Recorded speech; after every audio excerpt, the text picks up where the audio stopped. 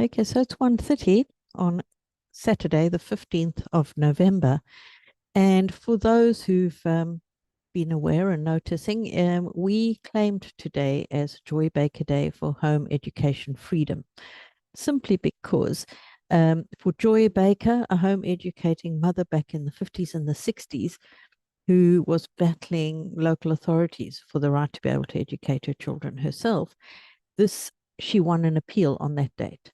And that appeal marked the beginning of the end for with her battle to be allowed to educate her children. She still had a couple of other court dates in respect of her younger children that she had to deal with, but that was the very first time when it was recognized in court that she should be allowed to educate her children. So we claimed the 15th of November as a day where home educators can come together, and it's our day. We can celebrate our freedom to educate.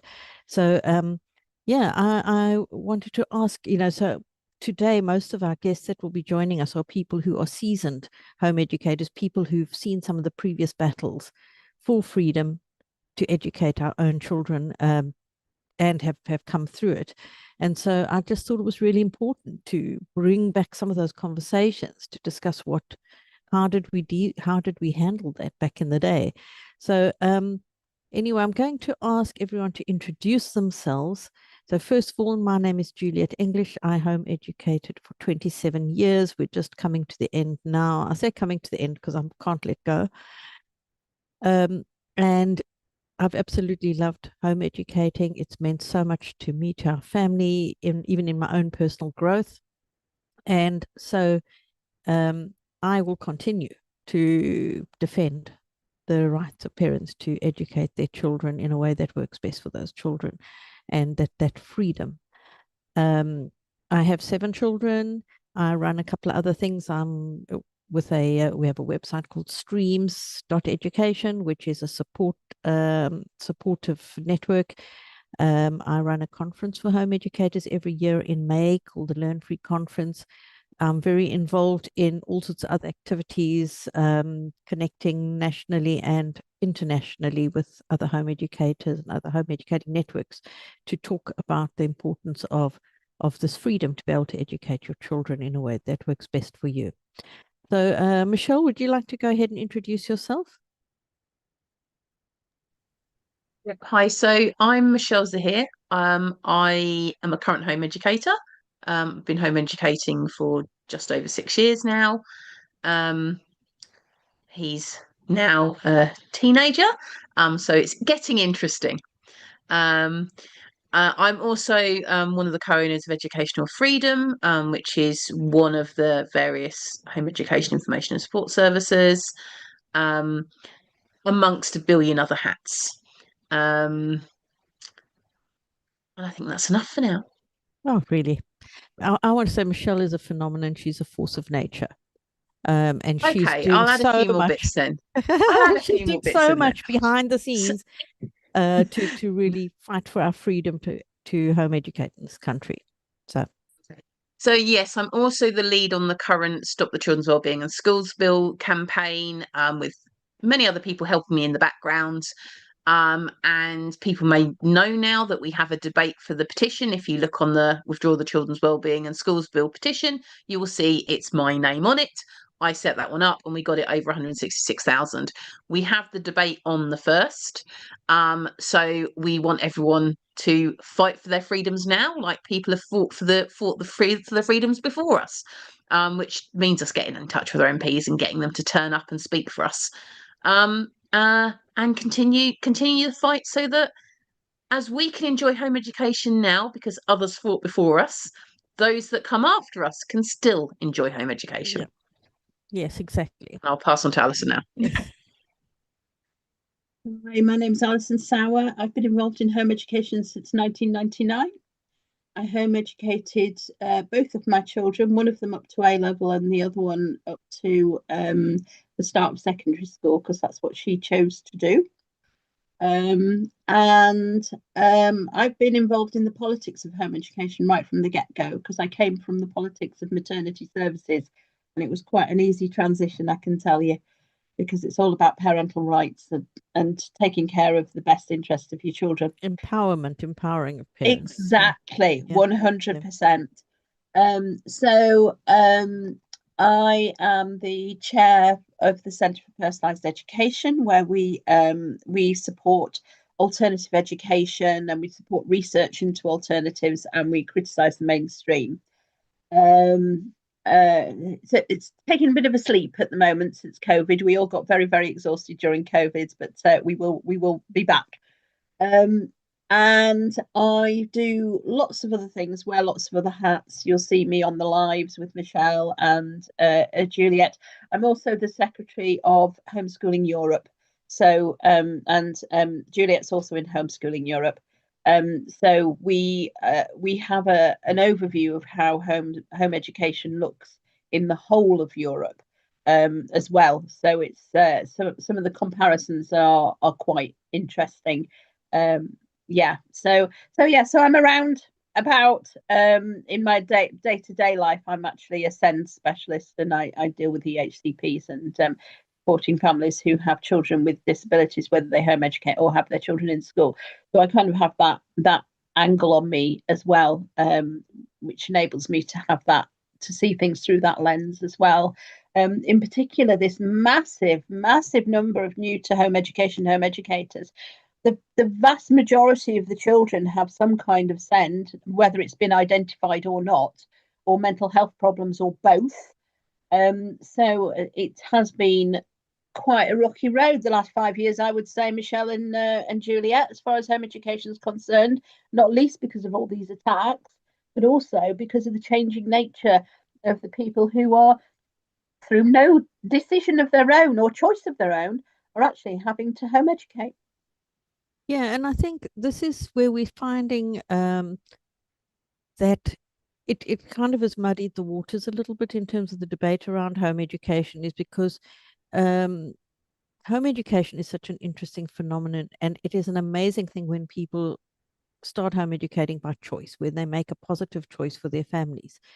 But that's not to say that if your child has had difficulty in school due to their SEND, it's not to say it can't be a positive choice as well. It might just take a little bit longer for the family to realize actually that was a positive choice. Yeah.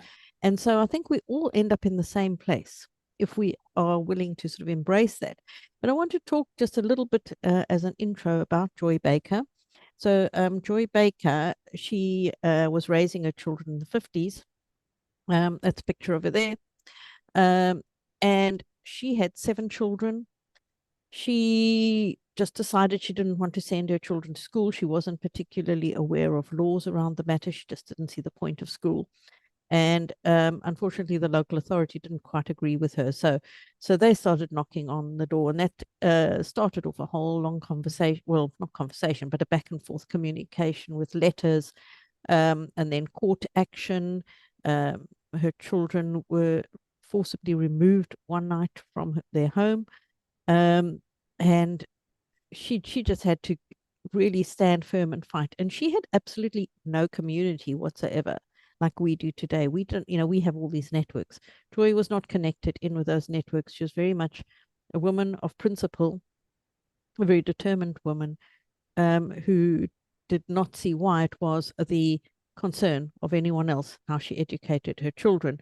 And I'm hoping we can pull out some quotes from her book. So she wrote a book in 1964 called Children in Chancery.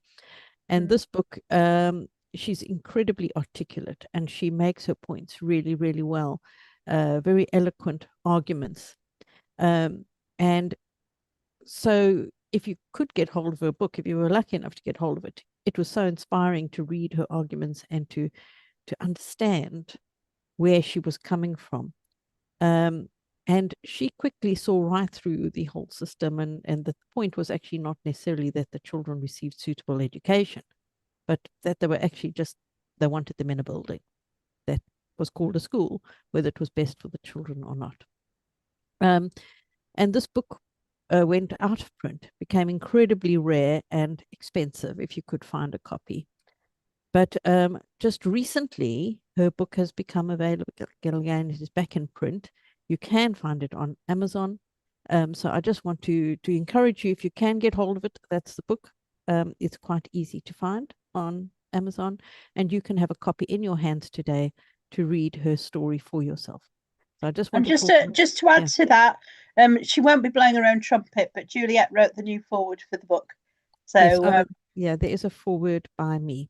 So I just want to talk a little bit here about I want to see if there's anything, a good quote. It's full of good quotes, which I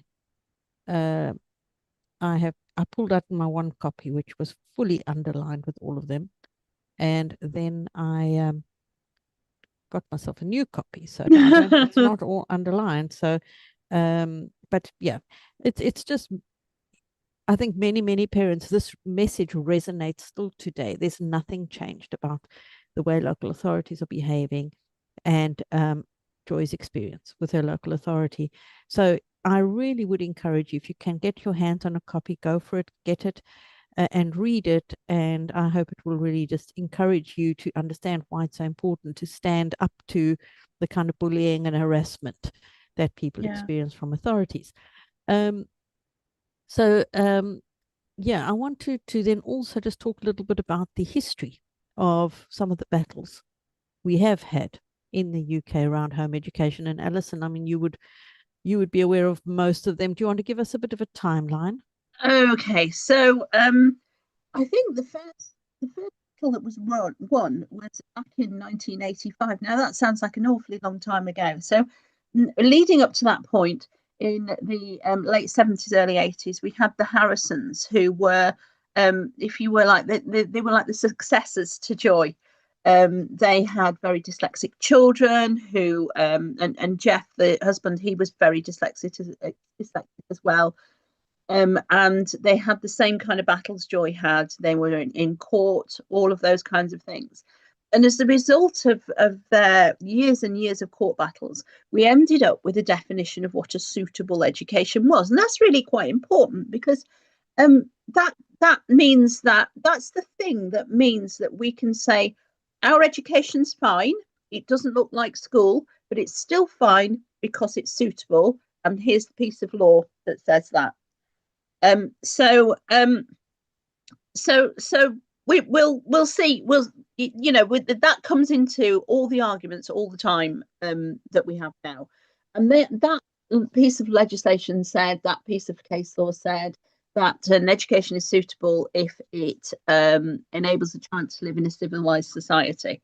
And moving forward a little bit, a few years later, we had a case that wasn't actually to do with home education, but it was to do with education that didn't look like a traditional school. And it was a Jewish education, Orthodox Jewish education. And the ruling said a suitable education was one that fits the child for the society of which they grew up, but didn't stop them living outside of that society. So if you can imagine anybody who lives in an alternative society or a non-mainstream society, following their religious or their cultural norms, but being able to still fill in forms and go and live elsewhere if they want to do so. That's our current definition of suitable. Moving forward to 1985, the massive battle with legislation that we had was we finally got deregistration on demand. This is what's at very great risk in this bill. We've had deregistration on demand since 1985, and we need to keep it. We really do need to keep it, because that is the bit that respects the fact that the parents have the responsibility for the education of their children, which is how it is in law here and in some other countries as well, like Italy. So it's our responsibility to educate our children. We can choose to hand over that responsibility to the local authority, but we don't have to.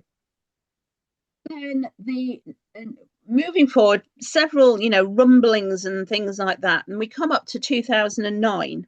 And 2009, we had the most dreadful, awful report done. So it was the last Labour government, not this Labour government. They decided that these pesky home educators needed controlling. That's my interpretation, but I think the rest of you are fairly sympathetic with that interpretation. They did a report, an independent review of home education led by a man called Graham Bagman. So when Very everybody says stuff, appropriately named madman. well, I went to see him twice during this process, and my daughter just completely changed his name in her brain, and she used to call him Mr. Naughty, and it's just stuck in our household. He's always called Mr. Yeah, Naughty now. yeah, that's a bad man. Exactly. And he produced a report in January 2009, in July 2009, July 2009, and it was an absolute travesty. He'd ignored everything that he'd seen. He ignored all the evidence. He spoke to probably 1,000 to 2,000 home educating That's families. so strange. They never do that. No, but They never ignore the evidence. I mean, what are you talking about? I know. I was so determined that he should actually get to the nub of the case that I helped to make sure that he could speak to all these people. And he spoke to all these people and then ignored everything they said. And he went off with the thing that he wanted to do, which was, access to people's homes and regulation. And it looks awfully like some aspects of this bill, let's just say. Roll forward to 2010 and we had a general election. And what happened in the general election was something called the wash-up, which doesn't necessarily happen these days. But in those days, you could just call a general election on a whim. Then Prime Minister could just go, nah, don't want to do it anymore. Time for an election. And that's kind of what happened. And so in May 2010, we had a general election. And so there was a lot of scrabbling. And this piece of legislation, which was kind of roughly at the stage we're at now with this one, possibly slightly earlier, it got, they have to make a decision as to what they're going to put through, because everything gets chucked off the books if the government changes, right? So everything gets thrown out. So they decided that one of the bargains they were going to have was they were going to ditch this bill. So they ditched the, what was it called? The Children's Schools and Families Bill, I think it was. And they ditched the bill and we got rid of it. The bill was what was written off the back of the reports that obviously was the outcomes were determined before he actually did it. So we got rid of that piece of legislation, but it's carried on. It's carried on and on and on. And interestingly, I was talking to Joe Merritt the other day, a researcher from Exeter University, and we were talking about the Badman report because it's been absolutely, we've looked at even the numbers in the report are fictitious. So the numbers in the report are fictitious. The numbers in his submissions to Parliament were fictitious. In his submissions to the Education Committee were fictitious. In fact, I was talking to Graham Stewart, who was the MP at the time who was championing home education. I was talking to him a couple of months ago about this fictitious stuff. It was May I went to see him, yeah. And he was saying, I just couldn't believe that the guy could, the gall of him bringing forward all these made up numbers. And so all these numbers made up, and we are still relying on that report today. And you will find that the research that the Department for Education use is very selective, and it includes things like this, which have been, they've been evidenced to be absolutely fictitious. So, removes a foot to remove it from the House of Commons library, but it's going to be a tricky job doing that. So this is a trend that we continue to see today, a manipulation of figures. Absolutely. And a doctoring of figures, selective statistics. It's a tactic purely. It's not just that though, Juliet. It's also this policy-based evidence making. They have a policy they want to push through. They'll create the evidence. They will do a survey. They will do a piece of so-called research that's absolutely abominable. That doesn't. I direct you to the 2024 safeguarding research on home education, where they have taken cases that we cannot look at. They have purposefully taken reports that are not in the public eye, unlike previous reports, and they have allegedly analysed them. Now, no researchers, independent researchers, can go and have a look at those reports because they are secret. Okay, so they are telling us that they have read all this stuff and this report says this and the research says that. We can't verify it. I can't verify it. And we know that in the past they have misinterpreted reports of harm to children. 50% of the reports that are tagged home education on the NSPCC serious case review library, 50% of them have nothing to do with home education at all. So, you know, that just gives you an idea of how factual and accurate the data is that they're reliant upon. Right, whizzing very quickly through, we've had attack after attack after attack. After that, we've had schools bill after schools bill after schools bill, same kind of things. Those pesky home educators need controlling. Oh my God, what about the ones who slip through the net? The abuse of many, many children's names, including the latest Sauer Sharif in this ideological drive to control home education and control parents and control childhood. In actual fact, they are trying to control childhood and families, and it is just continuing. So it's just been attack after attack after attack. So it's those rumblings that were going on in 2009 when the Badman Review came out. All those rumblings are still there, and some of them have been exacerbated. They've been aided and abetted by some really pretty fictitious reporting of things.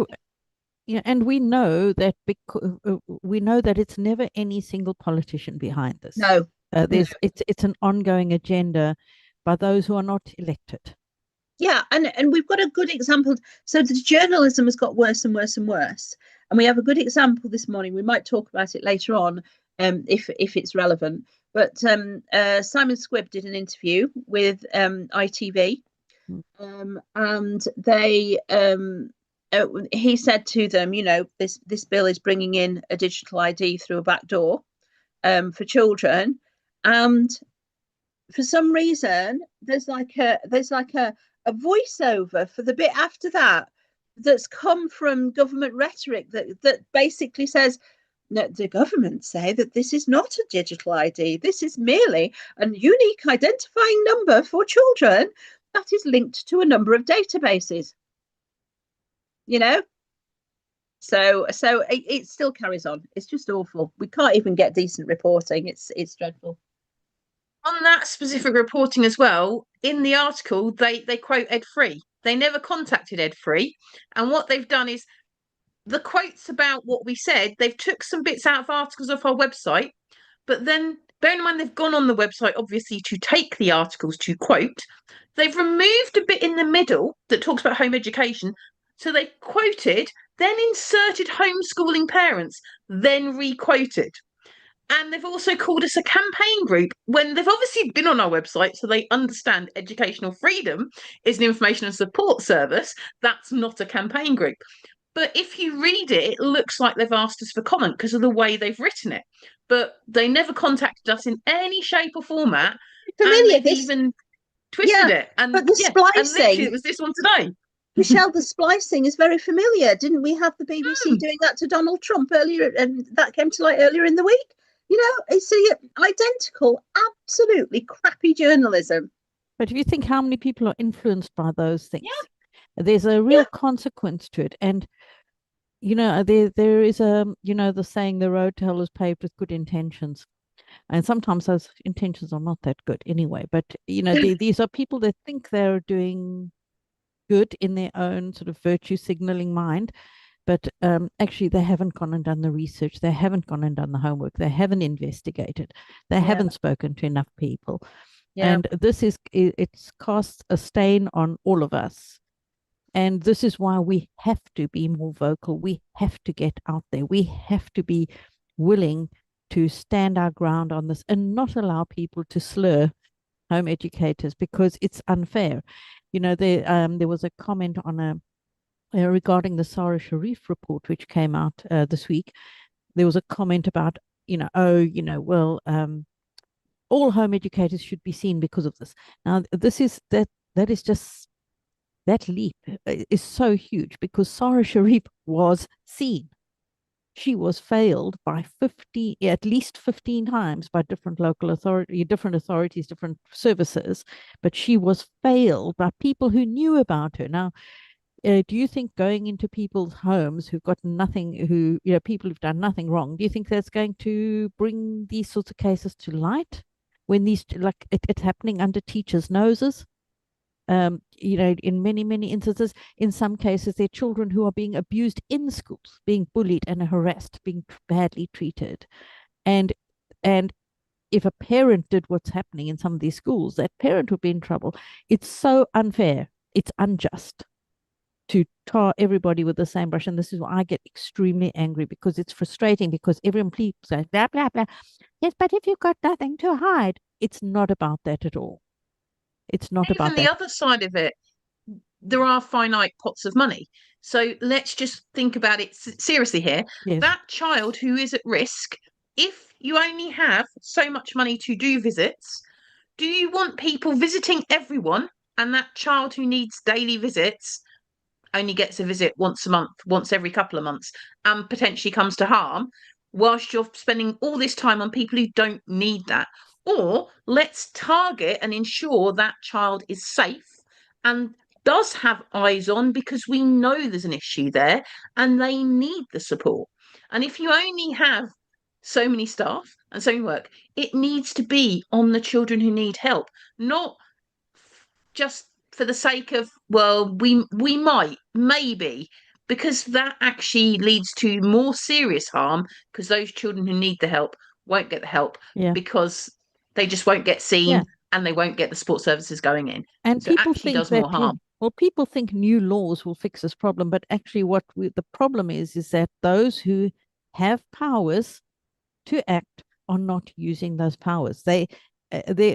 Everything is in place to have protected Sauer Sharif. Everything. And there were teachers who did the right thing by reporting it. There were many people who did the right thing, trying to raise awareness to make sure that people knew something was not right.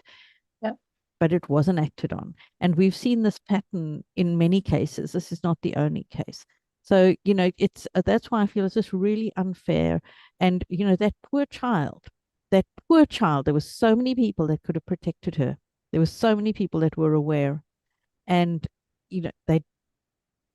nothing was done that was of any meaningful help to her. So, I think this is why I do, as I say, I do get angry, because these kinds of things get brought out to tar home educators, when actually that's not where the problem is. The problem is within the systems, within the laws that are not being properly used. And it's just shameful. In fact, I'm going to say shame on you for using those tactics. It's abominable. So we are hoping to be joined soon by Anne Charles. Hopefully she's got the email with the link in it. And Anne will be talking a little bit about another venture that's come from some home educators, which is also named after Joy Baker, and that's called the Joy Baker Fund. So hopefully Anne will be along soon to talk to us a bit about that. I just also want to just say about home education is that I've seen so many families over the years. As I said, I've been home educating since 1998. I've met many people in different countries as well. And you see the positive impact on children. You see who they are today. And you know that there's so much positive in there. And I think for this idea that if the children are sitting in that building, they are somehow better off. We have the situation sometimes where the child is better off simply by not being in that institution. So even if the parent isn't actively providing an education, the environment the child has been in has been that bad that the child is still better off out of it.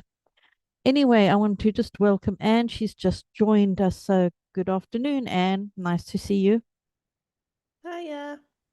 Hi. So, Anne, we've done our introductions. Would you like to tell us a little bit about yourself? Hi, I'm Anne. I have never been to school, so I've been involved in the home educating community for most of my life. And I'm here today because we're going to be talking about Joy Baker Fund, which is a charity that some of us have been involved in setting up to help ensure that people are able to get access to legal representation as relating to home education. But I think we'll come on to that in a bit. Yeah, yeah. I mean, Anne, I am personally curious. Is like, as you said, you were home educated as a child. Why do you feel so passionately still as an adult? You're still in there, getting your hands dirty in the fray. Um, what is it about your own home education that's kind of brought you, it keeps you here? I think it's a fantastic, well, firstly, the community, like it's, you need to be around other people who get what it's like. But it's brilliant. It's a wonderful way of learning. And I think that it can suit many more people than you expect. And it's just really important that we have choice and freedom in education in this country. It's actually a really important part of our democracy that we don't just have lots of people learning the same thing in the same way. The mass schooling system in the terms of human history is a relatively recent experiment. It suits some people, and that's great. And the people who use it should have safe and fun places to be and to work if you're teaching. But I think we learn better in community and in a self-directed way. And I just want to make sure people have that option, either as a first choice or often we're seeing it's a real safety. It's a real safety net.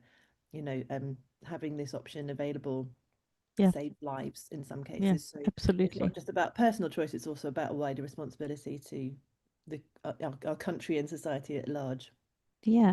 And which sounds very high-minded. It's just lots of fun, right? I want more people to have the option. Absolutely. I mean, I shared some, one of the things I'm trying to encourage people to do on Joy Baker Day is go and do a positive post on your Facebook or your social media, whatever it is, about home education, because we need to raise the awareness that this is such a positive experience. And I was sharing some pictures and I kind of ran out of time because I had to get ready for the live. I was still in my pajamas. And I thought, there are so many pictures I could add. I mean, I've just given a brief little look into some aspects that we enjoyed. I shared a few, but there are so many pictures. I've got over 27 years of our journey. And obviously there's ups and downs, you have your highs and lows and difficulties. But generally, I feel like for my children, the real benefit was for us as a family, the relationship that I have with my kids today, the relationship they have with each other, and being the flexibility, being able to go off and travel to places, being able to adapt with the child as their needs change. And I think, this is it is a beautiful thing. So we are, that's one of the things I'm just trying to say to people, just put something out there about your journey. And the other thing, as we know as well, is my frustration is so many people discount home education without having done in the bare minimum of research into it.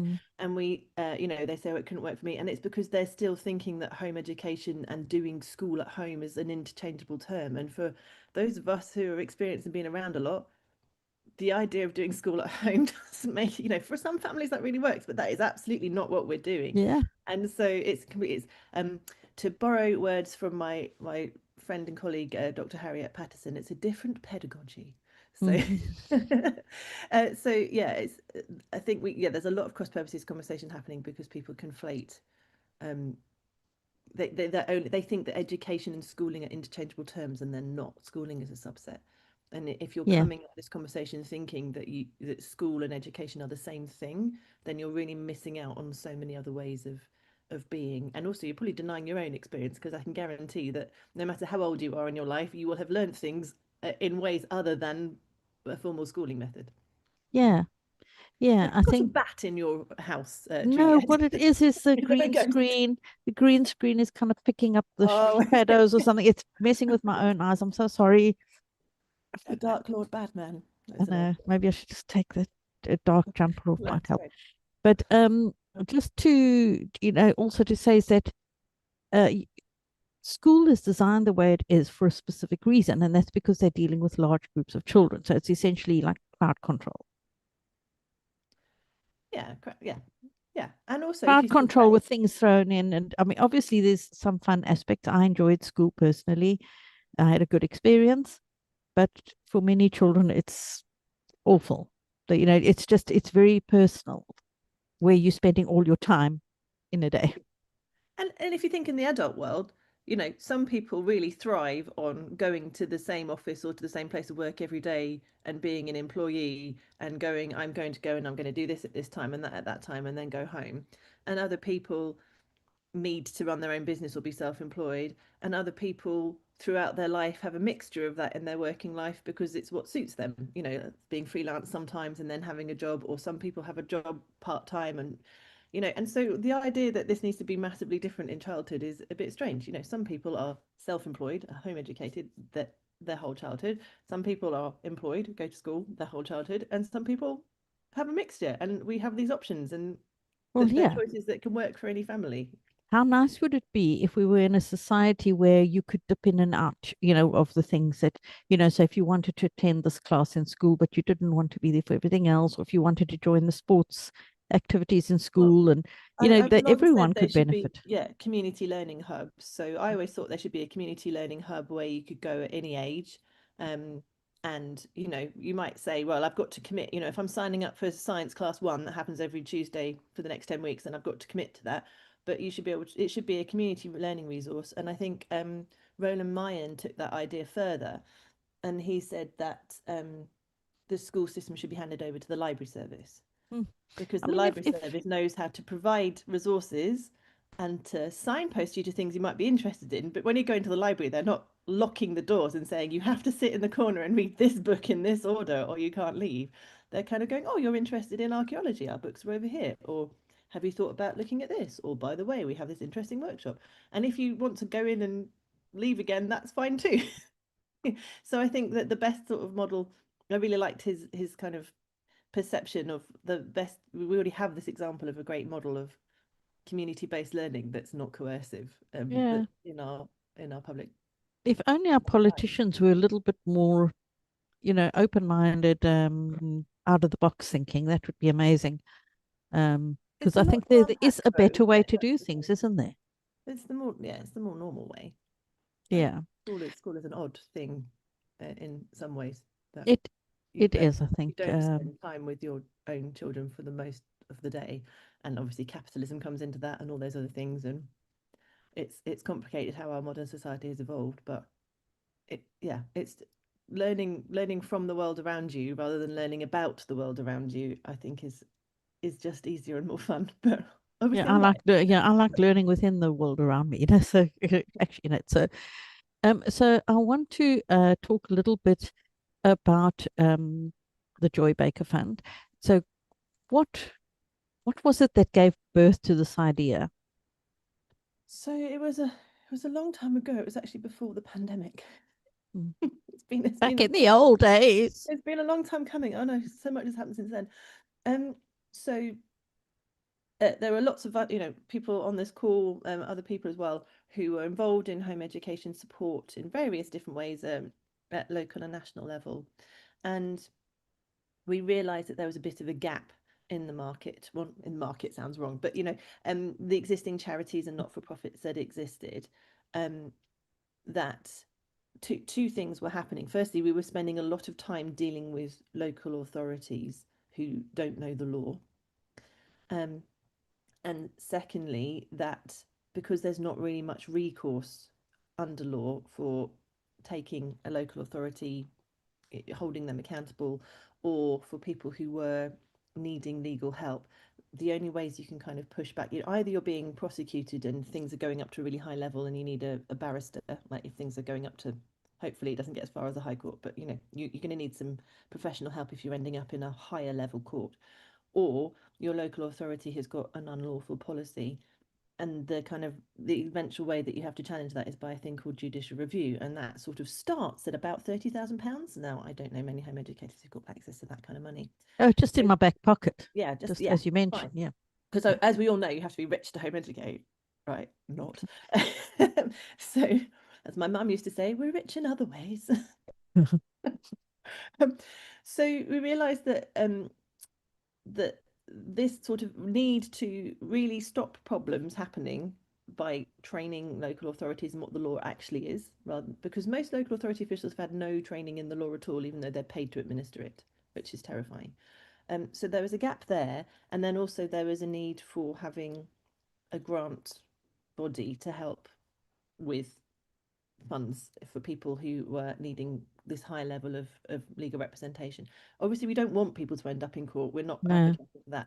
But just if you are in that position, we know our friends in Portsmouth have been in the position of being harassed by their local authority over a number of years. And the problem that they've said to me, is that it's very stressful because you're in the situation. And then on top of that, you're trying to set up fundraisers and deal with the funding. And that's really difficult. So long story short, we kind of got together with lots of different home education organisations and said, there's this gap. We don't want to tread on anyone's toes, but there is this gap. And would you be supportive if we set up another organisation? And they all said, yes, please, that would be great. And then, long story short, it ended up we had to set up two organisations to do these two different things. So we've got Home Education Law Project, which is a separate organisation that will be dealing with training local authorities and officials and professionals. Yes. Help for short. Yeah, help for short. And that's a separate organisation. And then we set up Joy Baker Fund, which is a charity. So this is a registered charity. And the idea of Joy Baker Funds, named in honour of Joy Baker, the family knows it's not linked to Joy Baker other than that we're honouring her name. No. She kind of represents the ordinary parent who just goes, no, thank you. I'm not going to be bullied by the state. I'm not going to be bullied by unlawful actions or, harassment. I'm going to stand up. So she kind of, represents all of us who do that. We may not be, nobody's perfect, but we're all real people, and it takes real people to stand up. So the idea is that we have some money ready to go, and then people who are in need of, who would be put in a position of financial hardship by accessing legal advice, would be able to apply for grants. Now, I should just set some realistic expectations, because obviously at the moment we don't have £1 million in the bank. It's a baby fund. So in the early days, it absolutely won't be available for people who need, it's not about individual advice, and it's not about low level stuff. If you're ending up in the magistrate's court, this isn't, we haven't got that's not the place yet. But if it's going to be a higher level thing, so you're going to be somewhere where case law might be made, or you might be ending up in a judicial review, or more usefully, probably, you need a legal opinion from a barrister that can then be made public in some way. Then you'll be able to apply for a grant. Because barristers' opinions cost normally about £5,000 upwards, but they can nip a lot of problems in the bud. Because, as I say, we do not want people going to court. That is not our goal. But I do think that access to justice is important, and it shouldn't be prohibited because you haven't magically got £30,000 down the back. Yes, and it's important because it represents something for the wider community as well when we have these things in place, something in writing, something documented. That we have had advice. Obviously, as a charity, we're entirely non-political. But I do know with another hat that, for example, there's a member of the House of Lords who said that actually it can be quite, it's useful. It can be useful if it's known that there are funds available to, if there's legislation that's not quite right, that can sometimes be a helpful thing. The other thing to say is, again, because we're a charity, we're not political, we're also not allowed to fund anything that's about changing the law. So you can, and also we would not be taking cases. This is a grant giving organisation. So for example, if someone said, I want to take a case because I think home educators should be paid £1,000 a day for home educating, and I'd like to change the law, we wouldn't be able to be involved in funding that, because that's changing the law. But if you're saying this particular policy is unlawful, then that would be, yes, exactly. or you're being prosecuted, and and you've got a reasonable defence. Yeah, and you'd be in a position to maybe get a barrister to say this would be unlawful, or a judge to say it would be unlawful. That would be okay, as far as we understand it. We've had long and complicated conversations with the Charity Commission, which was took a long time.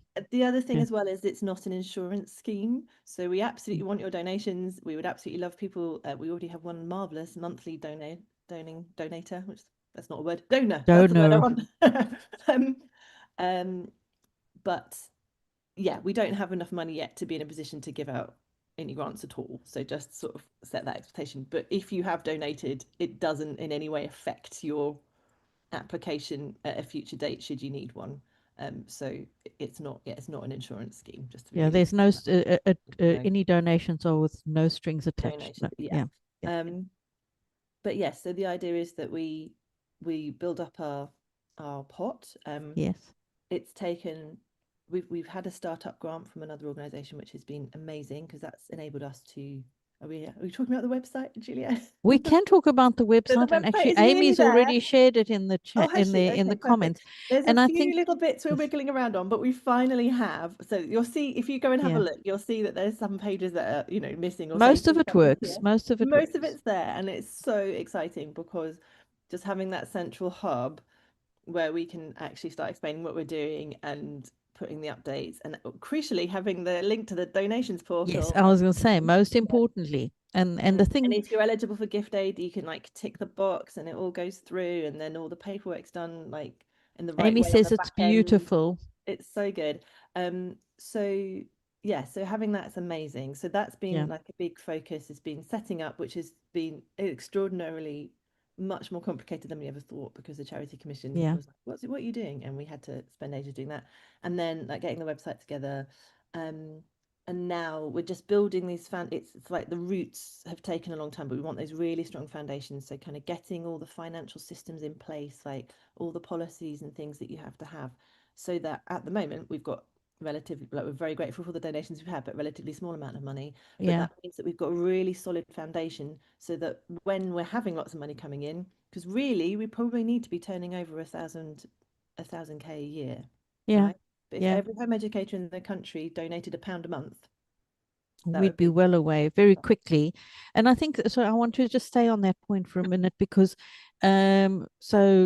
so I will say that I decided to test the system by putting myself as giving £2 a month. I don't feel £2 a month, but if many people are giving £2 a month, I mean that's like half the price of Starbucks now. And can I just say, if you would feel £2 a month, we're about relieving financial hardship. So please don't. Please don't. Yeah.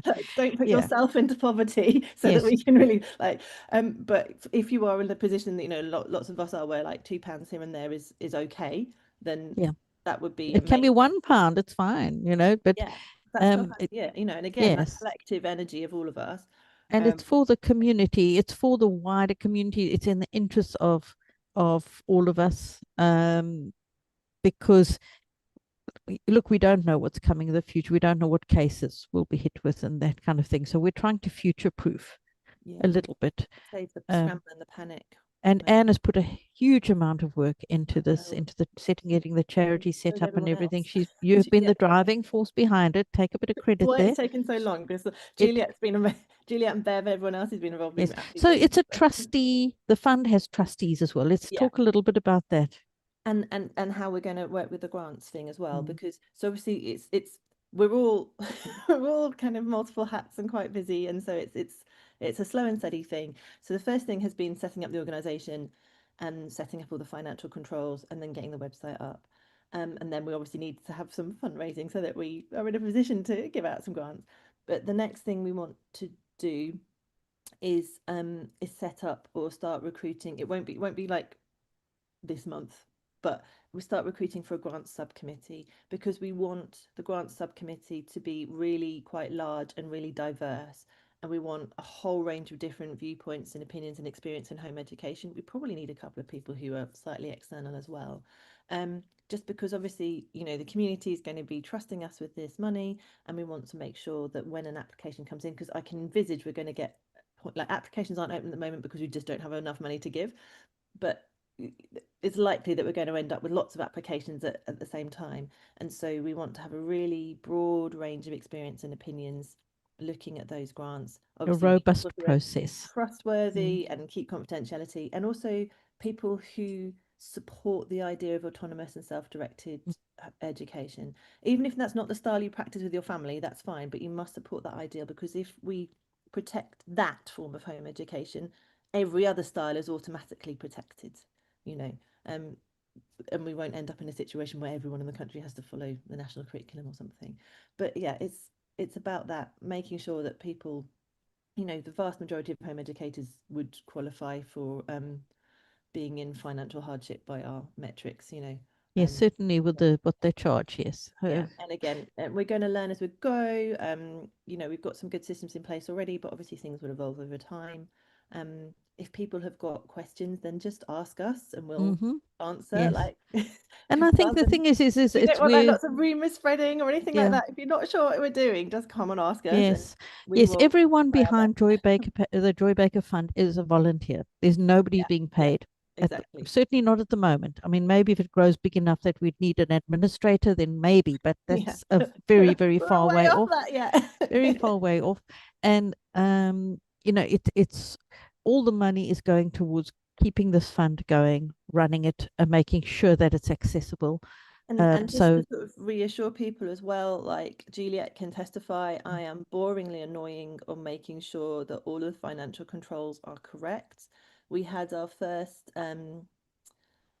set of accounts that we had to do for the Charity Commission, and we had we don't actually legally need, because we're so tiny, we don't need an external reviewer, but we made sure we had an external reviewer, a lovely volunteer from the homemade community who gave up some that's time another at HEF point. and was like, and but just to sort of say, she came back, she was brilliant, and she came back and like she gave one piece of advice. There was like one category, she was like, oh, it's probably better to put those expenses in a different category, but that's, you know, it's not wrong, it's just like that's better. But she was basically like, this is great, like what you're doing, how you're organizing it all is really good. And so that was really reassuring. So we're putting all this stuff in place so that we are able to handle the larger sums when we hope they come in. And to make sure that if you're donating, that you're reassured that, you know, like these controls are in place. They're obviously, all of us involved are very honest people, but like, and all the policies and all of the boring stuff you is there. can't go rogue, right? Because someone will notice, right? So if suddenly Juliet ends up in Mexico, it's not because she's nicked any money from the charity.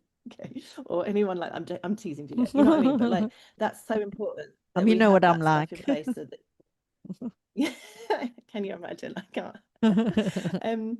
Yeah. So we do, yeah, absolutely all we can to make sure it's all compliant. We have this really good system, and you can kind of go and look at the Charity Commission website, see what we're up to. We've now got our own website, and if you've got questions or things that you think are missing from the website that you're like, I don't understand how this works, then just message and then we can update the website. We've done our best with it to get it at least so that people can access the information. And as I say, it's still in the tweak phase, because we literally it only got set up a couple of weeks ago. So there are things that we're still dealing with there, but you can access a donation page. And what I'd really like to encourage people, you know how sometimes on Facebook they say, what charity do you want to donate to for your birthday?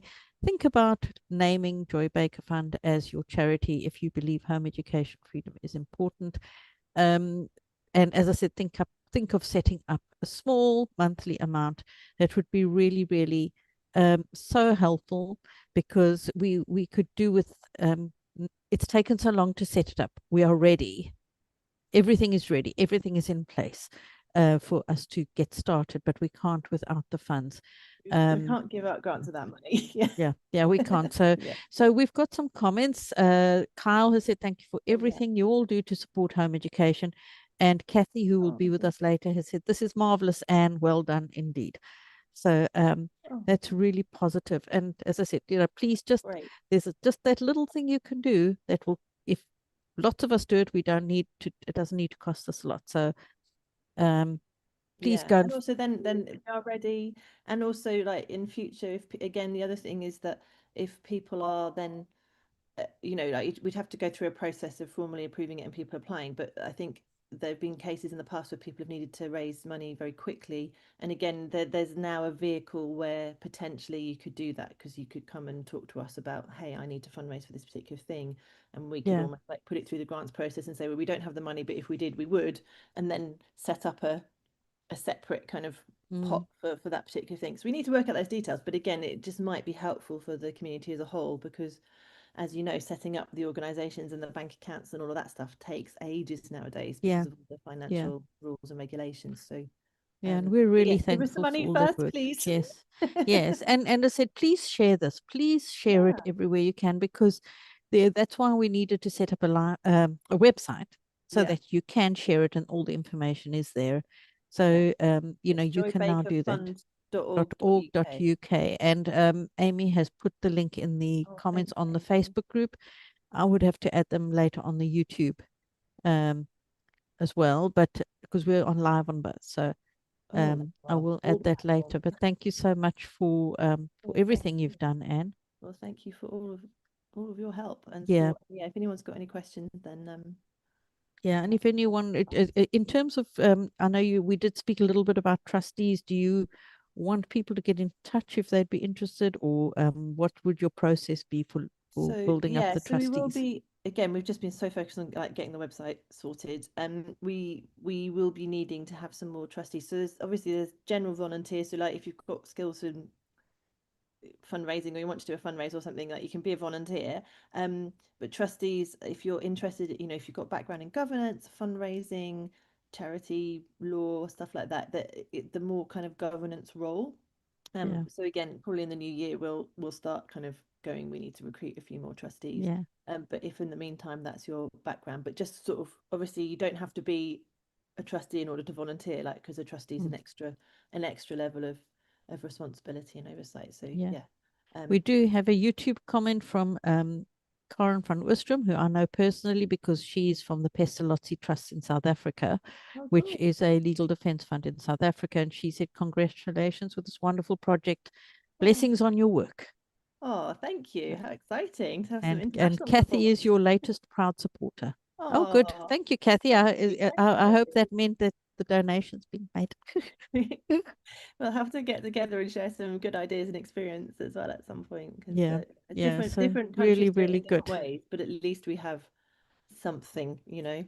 We're doing our best. Yes. No, that's fantastic, and much needed and long overdue. Because one of the reasons why we don't have a legal defense fund like other countries do is because we've got such a very diverse community in this country, and it's very tricky to navigate. Well, also, I was at a conference. We were at a conference last year, weren't Mm. we? Where there were lots of American homeschoolers there, and I was chatting to a lady who supports homeschoolers, because that's what they call it there, in Texas. And she was like, "Well, we've got 1 million homeschoolers in Texas, and they all pay our organization, you know, like whatever it is, $10 a year, but they all do it." And then you're like, "Oh, that's why you can afford to have full-time legal support then," because like, we don't have a million home educators in this country, but can you imagine? You know, but if every home educator did donate like £10 or £12 a year, £1 a month, then you know we'd It turn over really wouldn't 100K. take it within And no time. that's two judicial reviews, isn't it? So Yeah. so it does need to be at that level, right? We need to be aiming for, like, we can have £100,000 a year, and we need to work out like how are we going to do that, because that then puts us in a good position to actually genuinely help and support. And I think it people would who need make like local authorities and so on think twice before prosecuting if they know that this family they want to prosecute could potentially access the funds to take them to court or whatever. I mean, and you're always correcting me on we my are only national. concerned with the relief. No, yes. No, I We're know, definitely no, but not political. no, But that obviously, no, might be an that's not what entertaining I'm side saying. benefit. It's completely No, coincidental. no, that's not what I'm saying. I'm saying I know, like of course not. if Michelle's laughing. part of the strategy in the past has been to attack sort of isolated families because they feel like, you know, you're easy pickings. Sorry, yeah. And when we come together and they see there is something behind, like there's something standing behind, all I'm saying is it would deter needless prosecution. It's another sort of thing. Yeah. It may be a deterrent, which would be a good thing in itself, and again, would not cost us a penny. You know. We're not. Yeah, it's all about just enabling that financial support. So yes, it just gives that little again, bit. We're not taking a case. We're just there to be like, it's at least an option, a last resort. I'd just like to emphasize a last resort option, but also having those access to those legal opinions is really helpful, because we've seen even recently with the schools bill stuff, various people have fundraised to get legal opinions, and that has been very useful, you know, just in kind of going, hey, before you do something unlawful, government, just heads up, there's that's what I'm saying.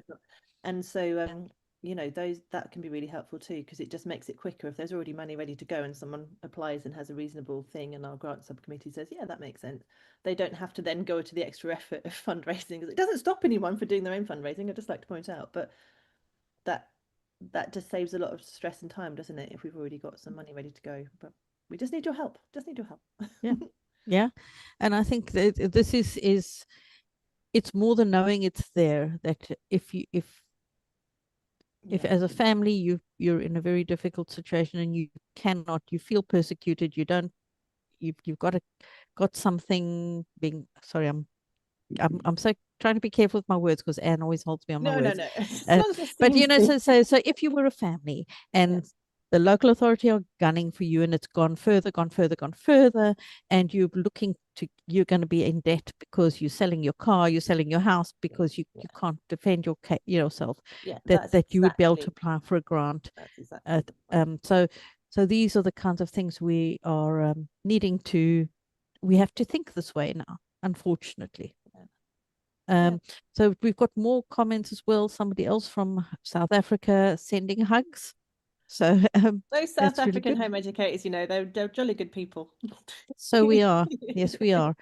So a lot of excitement now that we actually, we've been talking about this for years, but today we have the website, we have the bank account, we have that works, and yes, not just some random page, but actually has all the here's what you're donating to. And we just really want to encourage you just to also just share about it in your groups, that this is one way you can get behind promoting freedom for home educators in this country. It's a way of putting your money where your mouth is, and staking your claim, investing in the future of home education in this country.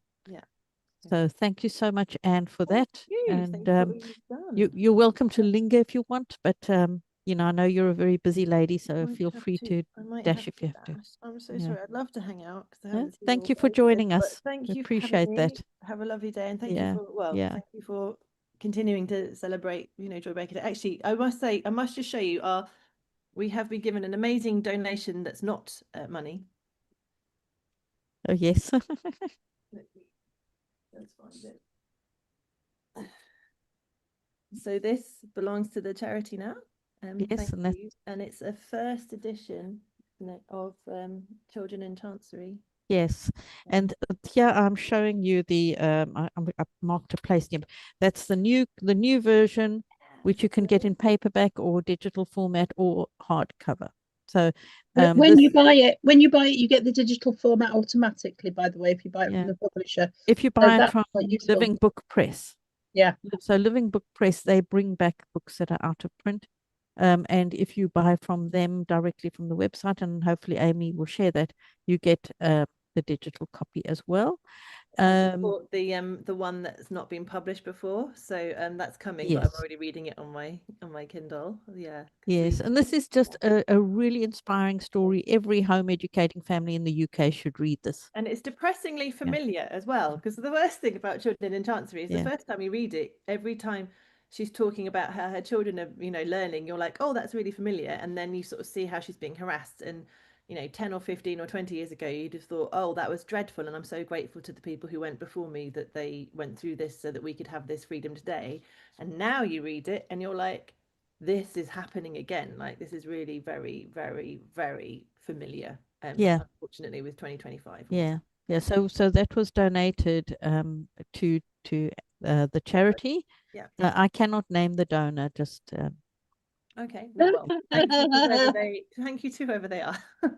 But it's very exciting to have like the first edition, just as a lovely resource for the charity. So yes, exactly.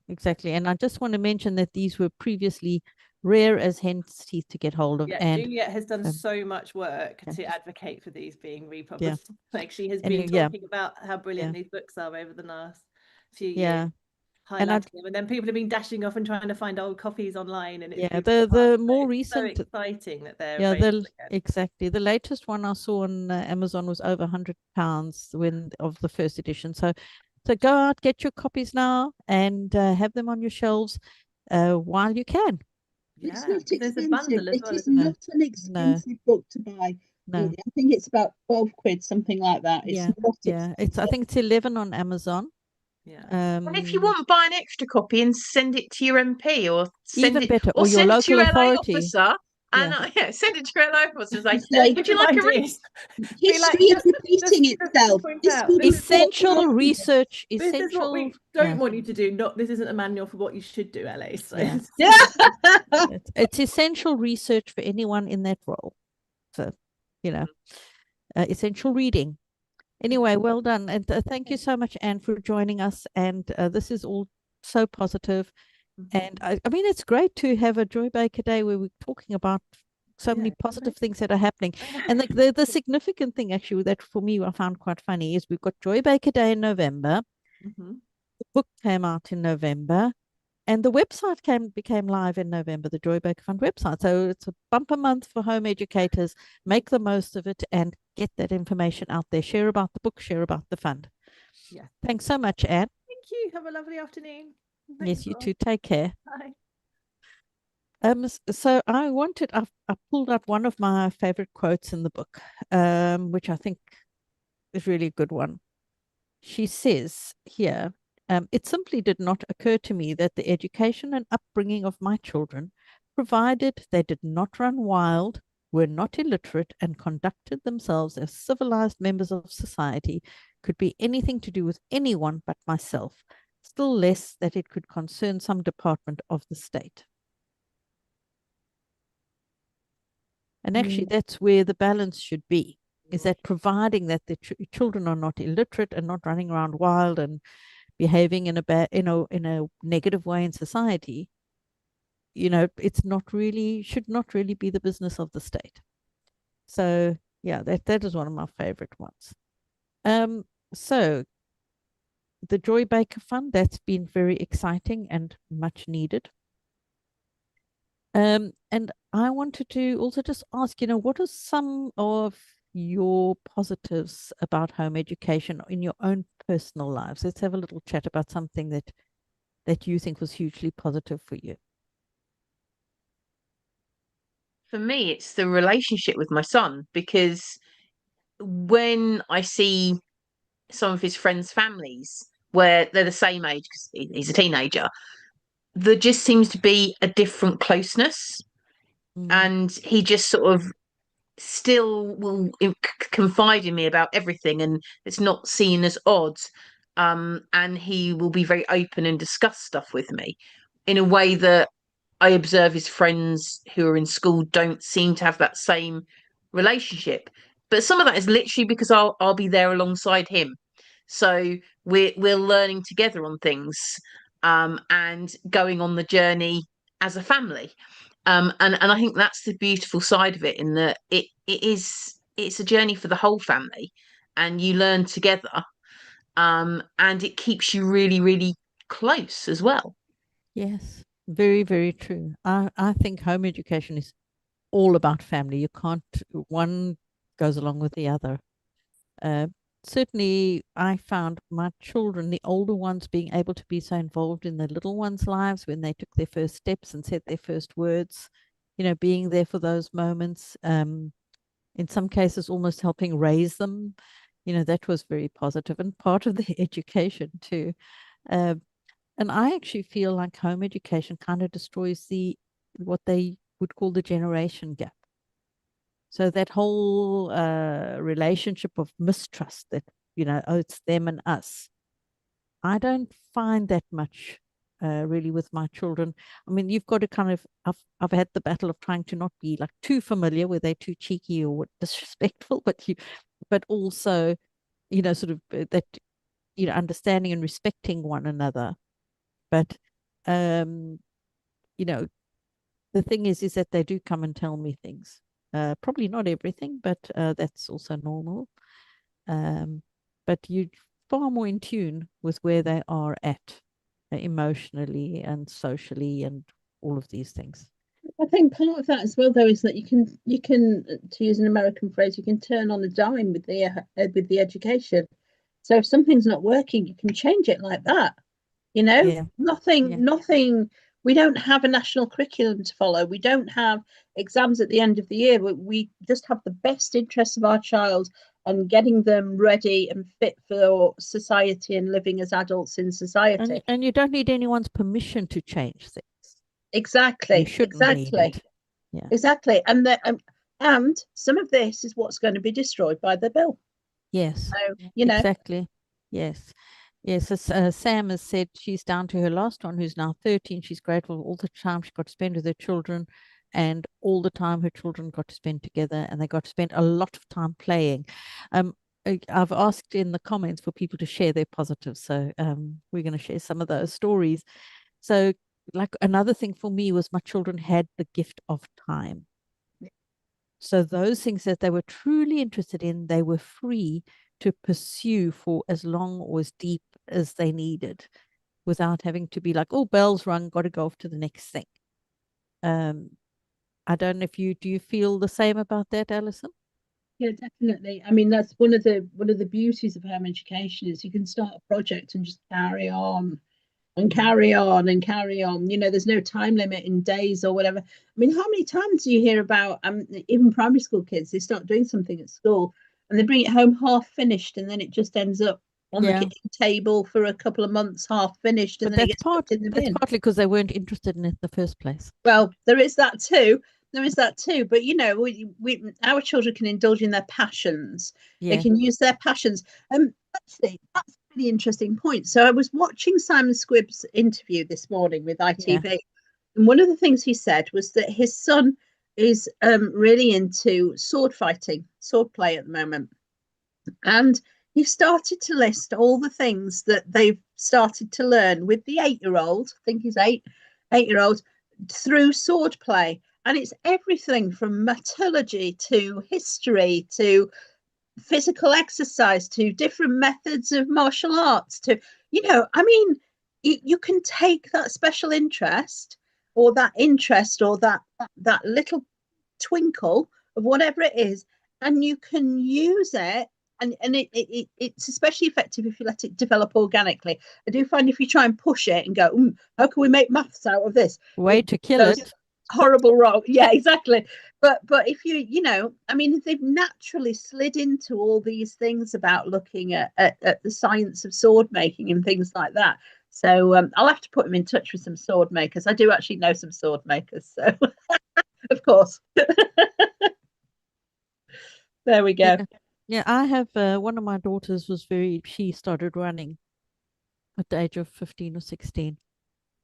And she was able to do, like, really work on her running because she had that time. I mean, if you're in school, you don't have a lot of time. And she was doing really, really well in the half marathons and so on, coming in sort of like the top 4 ladies in and often being the first under 20 in the race. I mean, she still runs very regularly. She's actually on something like a 6-year running streak or something where she runs every single day. She doesn't compete anymore, but it's just she could, because she had that time. And so there weren't many others in her category as well. So, you know, she could win. But it is an interesting thing. And when you allow them just that time to let ideas marinate, the things that they're trying, their thoughts. I have a son who's incredibly interested in American politics, as you know, Alison. Oh, yes. And he's done huge amounts of research on it in his spare time. You know, and he's got all the answers, I mean, too. So you can't, if you haven't done the same amount of research, you're done for. But it does give them that time to really get into things. And it's interesting how I find their sort of maturity level also with the amount of thinking that they're doing. There's a maturity, I think, that comes with that as well. My children were also, part of our home education was that they helped in the home. Everyone helped. I helped. I didn't ask them to do anything that I wasn't doing myself. So it's not that I was looking for slaves and maids and stuff. But they all had to help, and they're all very capable and they all know how to run a home. They know how to cook, because that was just part of our everyday life. It wasn't something you had to go to a special class for. It was just part of everyday life. And I think in Joy's book, so there's two other books you can get hold of by Joy, Turn on the Sun and House on the Hill, and that explains some of their family life. And a lot of what they were doing was just living life, just doing the doing the things that families do. And they would have learned an immense amount of skills just through that alone. I'm just going to see if I can see what's what's in the comments. Amy said she used to do mind maps of a subject. That's, that is also one of the great things, is you teach your children how to learn. You can teach them how to learn for themselves. So you can demonstrate it through the way you learn, but you also can help connect them to resources and know how to access resources that can help them to pursue their own learning. And I don't know if you've got anything more to say about that, Michelle. No, but that's just reminded me about when mine was younger and the magic of the library. The library was my time when I could chill when he was little, because I would go in. He knew the maximum books he could have. He would go running around the library, selecting loads of different things, but he wouldn't take them all home. He would then go to the table. He would go through every single book of this massive pile, and some would get half read and go in the they go home and will read them properly pile. Other ones would get all read, so oh no, they're not good enough, and they would be left. And other ones he'd read them completely through, and then he'd write it down so that he knew that they were ones he liked, but he doesn't want now. And we would always go with the full pile. And at one point, my husband had to have a library card as well, not because he needed any books, but because we had to get books out for my son, which took up his library card, my library card, and my husband's library card, because that if he had a particular interest, he had to know everything, which meant he went and found everything on that particular topic that he could, because this was what he wanted to do now. And now doesn't allow for next week. Now is now, and they must go home, be spread out, and they must all be studied in the way that he wanted to at that point. And it was, lots of stuff that I have no interest in myself, where he would come and be telling me random facts, and it's like, okay. And if I didn't know it, which I wouldn't know because I didn't have that interest, then he would have to show me how I should have known it, and he'd expect, well, you're the adult, you should know. But it meant that he now is much clearer on what he wants to do as he grows up, because he had that freedom to really, really deep dive into stuff when he was little, to find what actually interests him. So now, if I try and sort of send him off on topics he's not that interested in, I'm not going to get very far, because he knows he's got his plan, and he knows where he's going. It's really interesting also to watch your children when they learn naturally without outside of a classroom, when they're not actually having to stick to a specific timetable, because I had some children who would go from one subject to another, but they would learn quite a lot in depth about one thing, and then something else would take their interest, and they'd learn quite a lot about something else. I've got one child who can tell you all about wolves, but she can also tell you all about mushrooms and all about tree roots and how trees talk to each other. And, just a whole wealth of things that she knows, a lot of random facts. And it's just unusual in young people, I think, to see that. I don't think that's something you always find in a child in school, where they are there because they're told you have to be here, you have to get this, do this exam, you have to get your GCSEs or you won't get a job. It's not you have to learn this because you obviously you love it, so you're just like, you need to learn it. It's so many children, I think, don't fully understand why they're learning the stuff they're learning, other than I need to get GCSEs, otherwise I'm not going to get a job. Which is very sad, because often as adults they will learn how to learn, or once they're at university they will learn how to pursue learning for the love of it. My youngest was very, very as many boys are, he absolutely loved Lego, and he would spend days before Lego with Duplo. He would spend like 3 days building Duplo.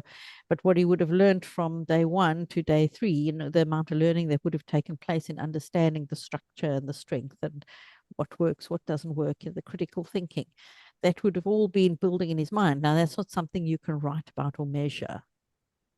It's something that he's putting together in his mind that is he is assimilating that in himself. And building up these sort of neural pathways. It's like, that's an amazing thing.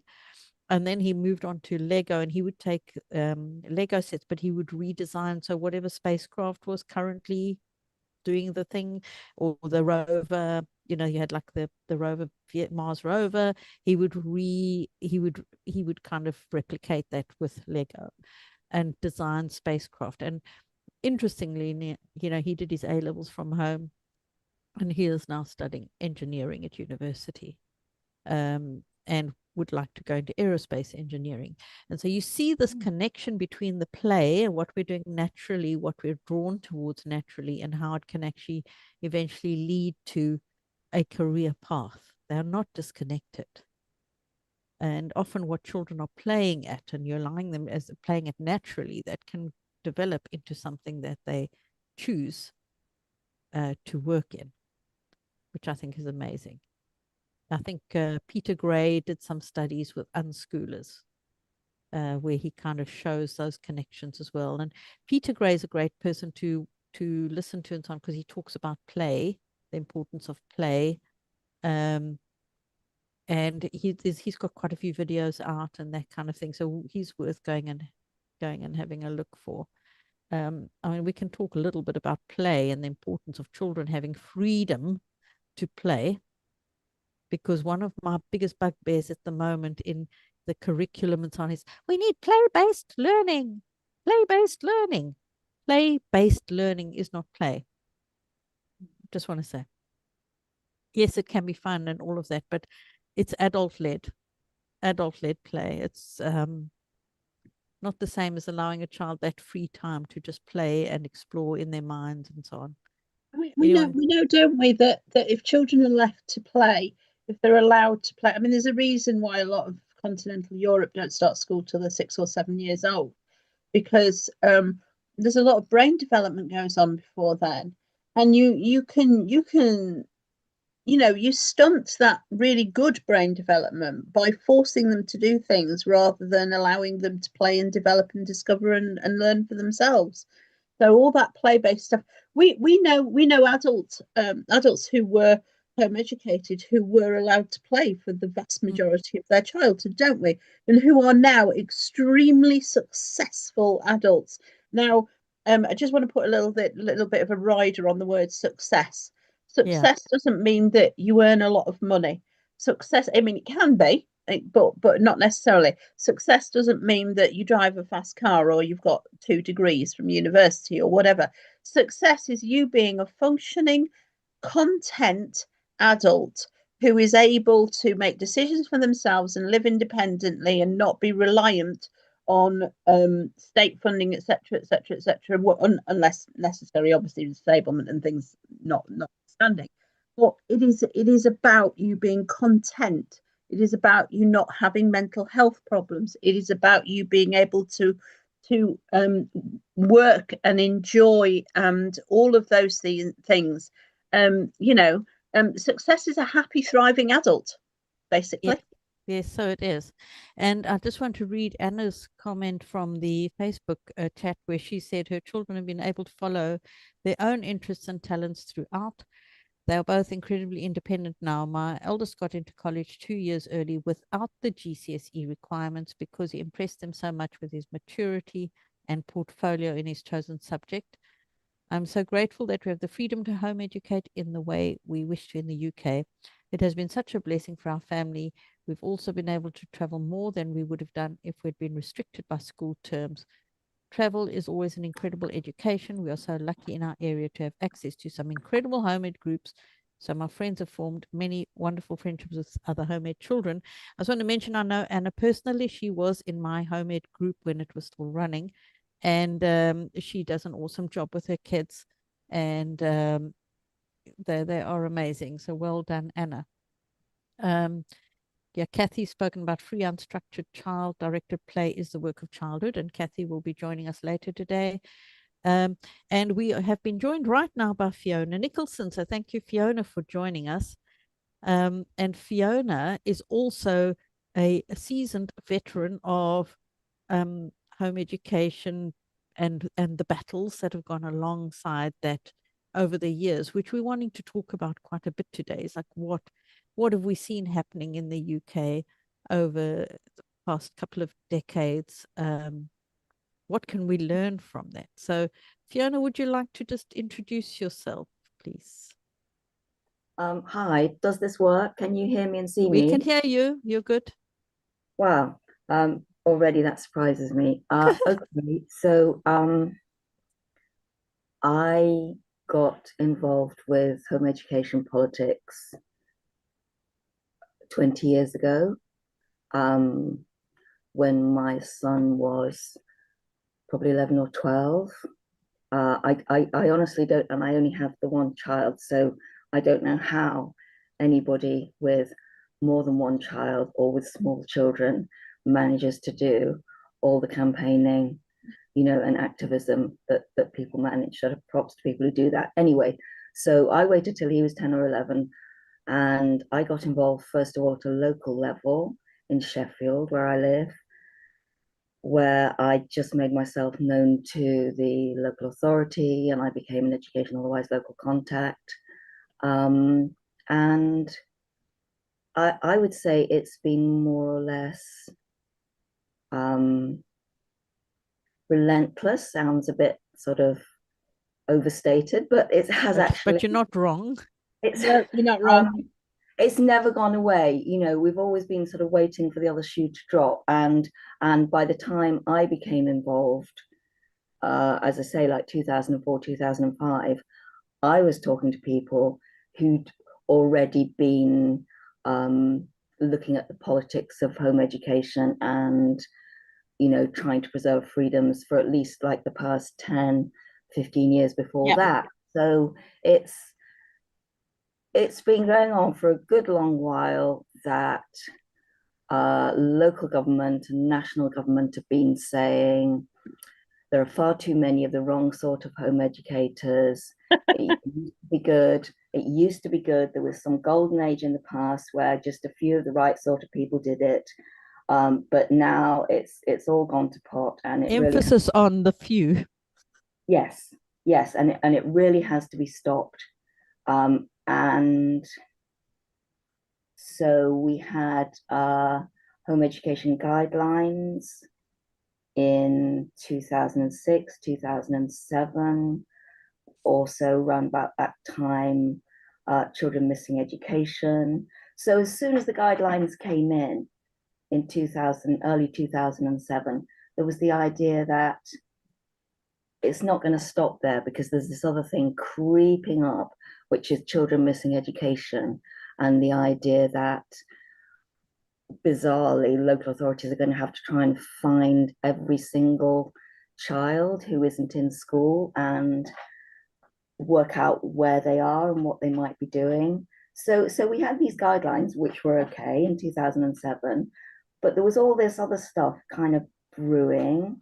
And then by 2009, we had the Graham Badman, air quotes, independent review of elective home education, which was very much from a safeguarding perspective, and also from a perspective of defining suitable education. I mean, the thing is, sorry, this is all one sentence, I think, is that suitable education is defined in law. It's suitable to age, ability, aptitude, and any special educational needs the child may have. But there's just been a persistent myth, which I have to think that people believe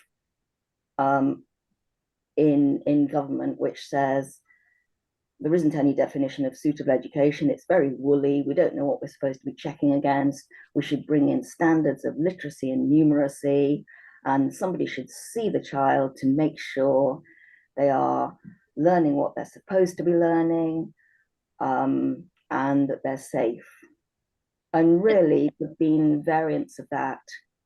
Yeah, and there's been all kinds of little snippets clipped in, actually, I do remember. So the day after, I'm going to tell this story again. Sorry, Fiona, but the day after Badman was announced to be doing his review, it was January. It was really snowy, and Nicola and Fiona and I both had a meeting in Northallerton with North Yorkshire, and we were like looking at each other and thinking about this review the whole time we were in there, going, "Oh my goodness me, what's going to happen now?" You know, we knew it was going to be bad. We just knew, Fiona.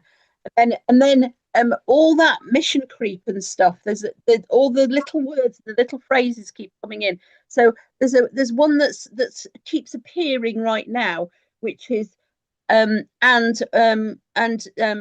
us that there is a quiet place that your child has to study. What's that got to do with the price of eggs? That was in the Badman review, though, was all that stuff about having a place to study. Well, that's code for not living in the wrong, that means not living in the wrong postcode, doesn't it? Exactly. Or not having too many cats, Yeah. It can mean all sorts of things, can that? There's another one, the best interest of your child. And who gets to decide that? That's something that's changed in this legislation that they're putting forward, that for some reason or other, the local authority are allowed to decide what's in the best interest of your child. This is people making decisions about your child who have never met them, who do not know them, and all this stuff is just insidious, isn't it? It just keeps coming out, the same crap. Yeah. So when the Badman review was announced, okay, I was slightly biased because it was North Yorkshire and they were like a good local authority at that point, and they didn't like it, and they were introducing us, and we already knew of other local authorities who were not keen and who were saying this isn't going to do anybody any good and it's going to destroy relationships. And I remember sitting in meetings with Graham Badman, who literally was like patting his breast pocket, like as if he had a checkbook in it, and when he was going, there's money for this, like everybody's going to be in favor of this. You might not think you need any support, but lots of families that I talk to want support, and I imagine that they do, but it's never been about support, has it? There was never going to be any money for support. There wasn't going to be any money back in 2009, 2010, and there's certainly, even less now. But whenever the government wants to bring in more monitoring, that's when they start talking about support as well. And the dialogue always goes the same way. They claim that there are people that we don't know who really, really want support, and that therefore these measures will be helpful to everybody, even though local authorities could be helping the ones that they already knew about. Somehow some other intrusive safeguarding things need to happen first before anybody can get any support. And we always get that. General, remember this as well, because it's gone on for years now, decades now. It's not you we're worried about. It's not you we're worried about. You don't know that there's this mythical huge number of kids that allegedly they don't know about, and that they have no powers to support. And we have this over and over again.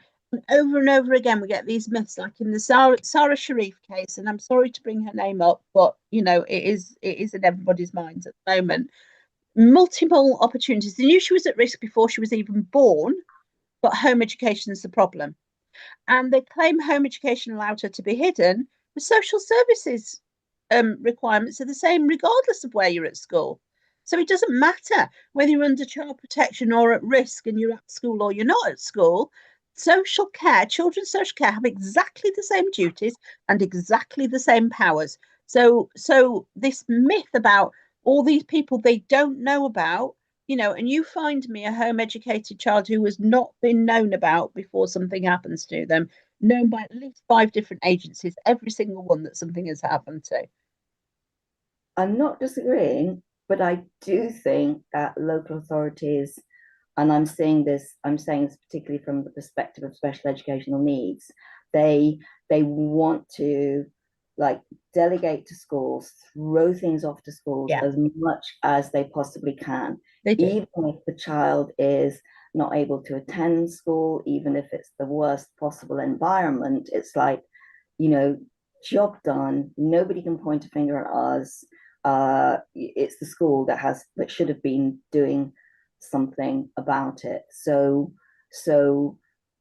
on the one hand, they would try and stop a child from being home educated, and then the reason they would give is they won't be seen by anybody and they won't be getting any support. Well, you're the same people that have made that choice to forget about them or ignore them once they're not at school. Yeah.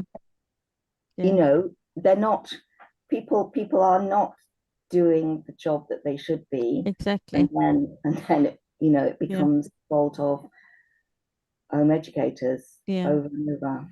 Well, I always say people are voting with their feet because something is wrong in the system very much. I mean, obviously all systems are flawed. Any you go into any system, because the nature of it, it will be flawed. And this idea that somehow the system is this perfect place where children will be seen and noticed and heard and have all the warm fuzzies of love and care, you know, that is a myth, because children get lost in systems. They become a number. And I think, you know, we don't want to compare ourselves. Hello, kitty cat. We don't want to compare ourselves with school necessarily, but it's just the unfairness of it. Excuse us. Thank you.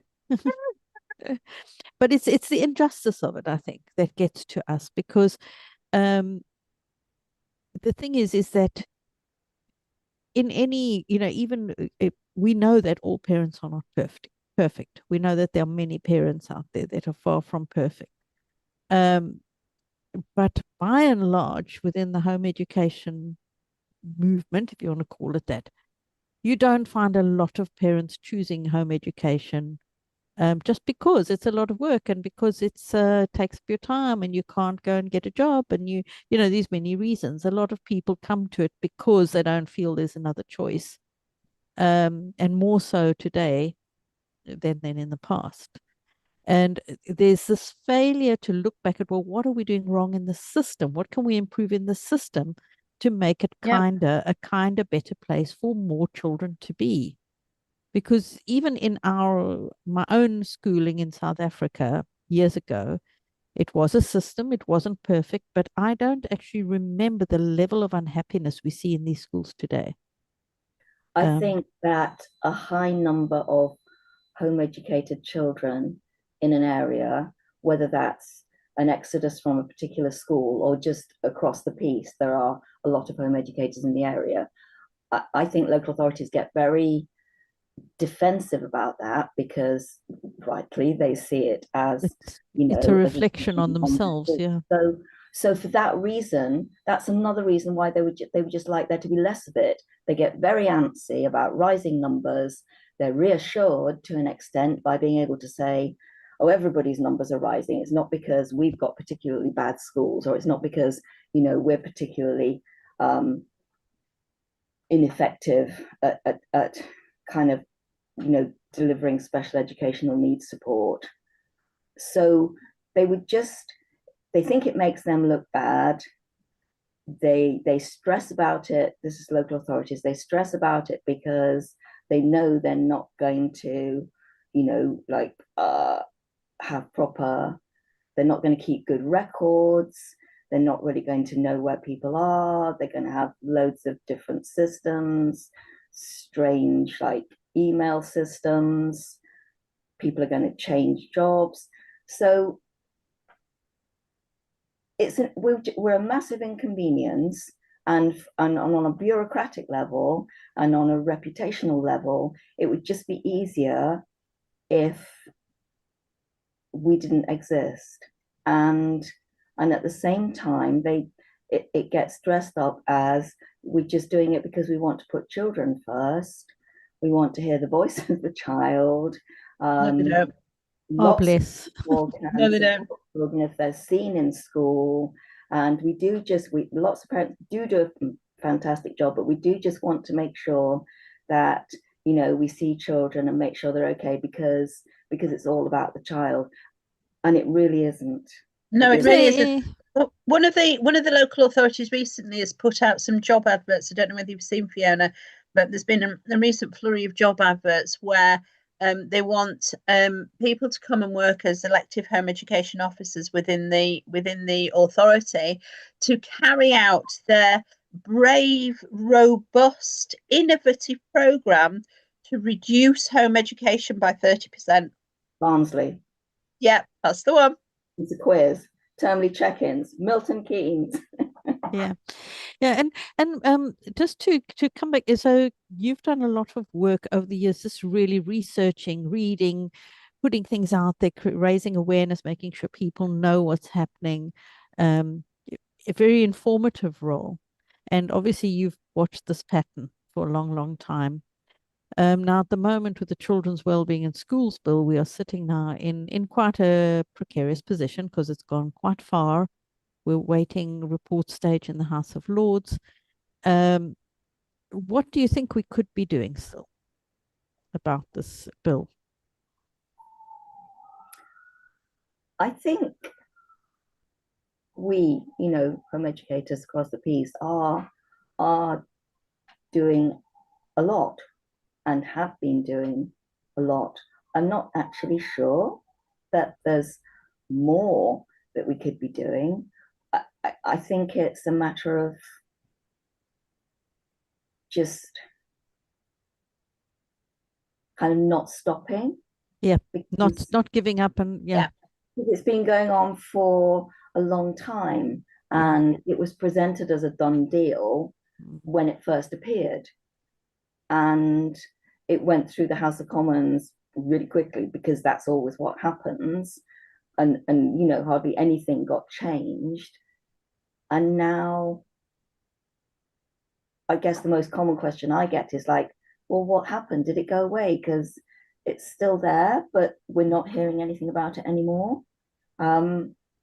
So yeah, I think it's just, I don't know whether anybody is kind of deluding themselves that it's maybe gone away, but obviously it hasn't gone away. No. At some point there will be, probably before Christmas, but it could be just after Christmas, there will be, as you say, like report stage in the House of Lords, and then there will be a back and forth. Anything that the Lords has changed, the Commons might try to unchange. There'll be, you know, there'll be kind of sort of ping pong haggling over that, and then it will receive, assuming it goes through in some form, it will receive royal assent and become an act of parliament. But that just means that the government can start making regulations. So then it'll be it's really another round of, you know, it's a slog, because like, it's not as if we've lost when the bill becomes law, or if those measures become law, because there'll be a long period after that with consultations over secondary legislation, what goes in the regulations, who has to scrutinize those regulations, what goes in the guidance. And I'm imagining that at every stage, the people who want more monitoring and more control will be primed, you know, at every stage when there's like decisions to be made, they will pop up and start in the ears, yeah, and start finding any, you know, horror stories that they can, or dredging up like previous stories to say, like, you know, look, really something must be done. So we have to be primed too. Really, yes, we've got to stay primed. We can't afford to to relax at any point. Yeah. Yes, it's very cheering. There are a lot of people I know, watching. isn't it just lovely? Because there's so many years of my life gone already. And I think that's where I feel a bit resentful, because I feel like how many, even Joy Baker, you know, where how many years of her life was spent fighting when she could have just been spending time with her children, doing all the lovely things. And we find amongst the home education community, there are some people who really get involved and want to fight back, but there are a lot of people who are just, you know what, I can't deal with it. I need to spend time with my children, do the lovely things. But it would be good if the second group could realize that they can only do the lovely things if the first group are fighting really hard, and that first group gets a little burnt out and exhausted. But if everyone does a little bit, we can all make a contribution. And at the moment, I think one of the things we've got the debate coming up. So Michelle had a petition out, withdraw the Children's Wellbeing in Schools bill, and through a massive push, we were able to get the required 100,000 signatures and more to bring it back for debate. Yes. So that the Parliament has to debate it. And now we've got a debate date for the 1st of December. And this is the time when people need to be contacting their MPs and saying, here's this petition. It got over 100,000 signatures. It's going to be debated. I need you to commit to being there to speak out on my behalf. Look how many people from your constituency signed it. That kind of thing. I think that is still something, that is an action that is very doable. People take half an hour to write that letter. It might not even take you half an hour. And get that letter off your MP, especially if your MP gets a few from their constituents. They're going to kind of have to do something about it, aren't they? I mean, that I think is still one tool we have at our disposal, is nagging and harassing our MPs. Yeah, be a thorn in the side of your MP. You say nagging and harassing, you know, I say being helpful. Getting them to do their job. No, but look at what happened with the special educational needs debate, where so many parents had managed to get to speak to their MPs and tell them their stories, and had obviously, you know, moved them to some extent, because one after another they were standing up and telling personal stories which cut through, you know, the rhetoric about and jargon about inclusion and whatever. It was the lived experience of people. Exactly, that's the key. The personal stories is the key. The key is to get the heart of your MP involved. You get the heart of your MP involved, you get their mind involved, and you get the heart involved by telling them the stories, by telling them how home education has helped your family and how the bill would affect that detrimentally. Yeah, which is, you know, it's hard to do that, and it's upsetting to do that, but I think that's the level on which it works, rather than, you know, feeling that you have to say something really clever and legalistic and you know, make some kind of like logical argument. That's sadly not the level on which people make decisions. Yeah, I think so. So perhaps this time around for this debate, don't worry so much about listing all the things that, you know, give your stories and what this bill, how it could impact your family. I think it's also worth pointing out, if you're one of those families where your child was actually really, really struggling in school, and where school was actually the source of their anxiety and their stress and whatever mental health problems they're having, I think it's worth mentioning that, and how home education has helped your child to recover. Because, you know, we were saying how a lot of people are home educating now because the children have special educational needs, they're being failed by the system and all of that. But even I said earlier today is that even when you've started home educating out of a voting with your feet or a negative reason, actually home education is hugely positive, and within a year or two you'll be home educating for positive reasons because you're seeing what it's done for your child. So these reasons that they keep giving in Parliament about how it's a negative thing why people are needing to home educate their children. We need, be encouraged and share that if it's become a positive for you. Because I think home education is incredibly healing in so many ways for a lot of people. Yes, and so Alison mentioned earlier about the thing that's in the bill about the child's best interests. And for me, like right from the beginning, that was the worst bit about the children not in school part of this children's wellbeing in schools bill. The idea that firstly, if your child is in a special school, that the local authority will decide if home education is in the child's best interests as far as the local authority can see it.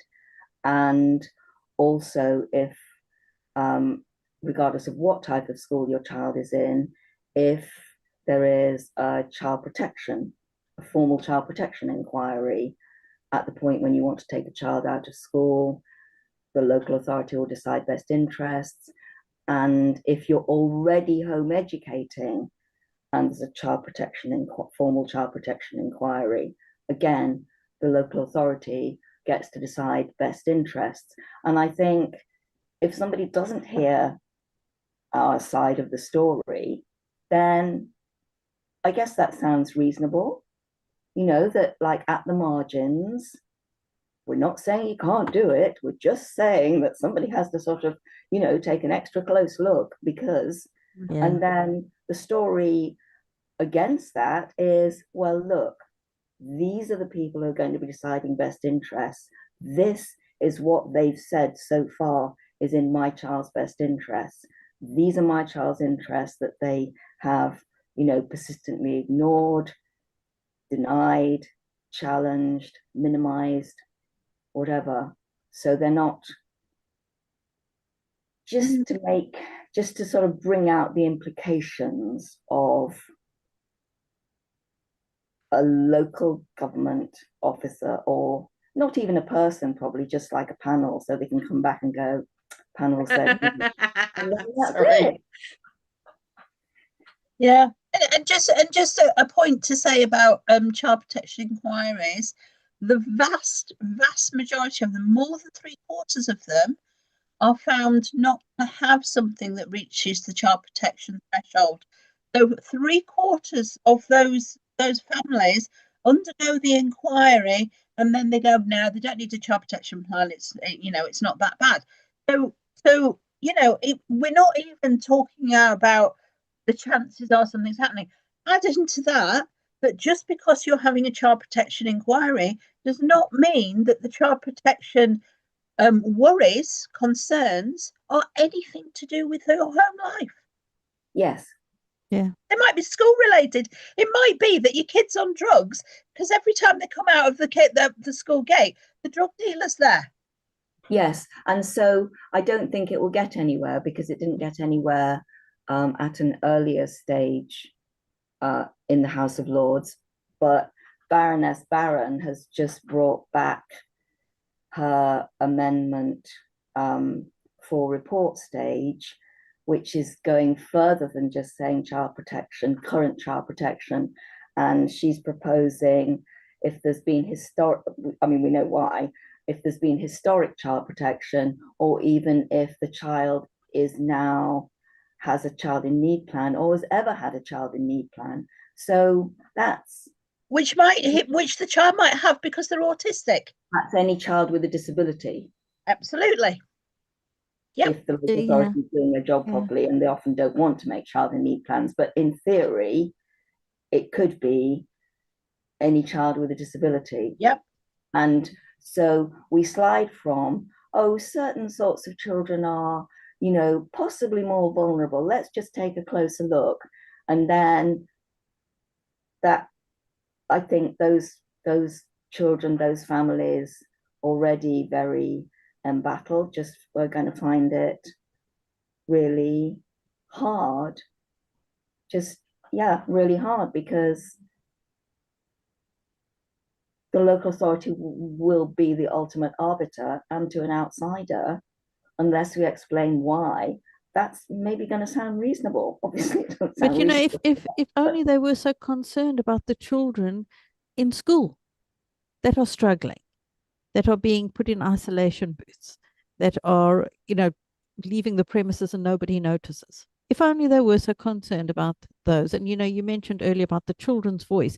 They're not ever talking about going and asking children in school what they want.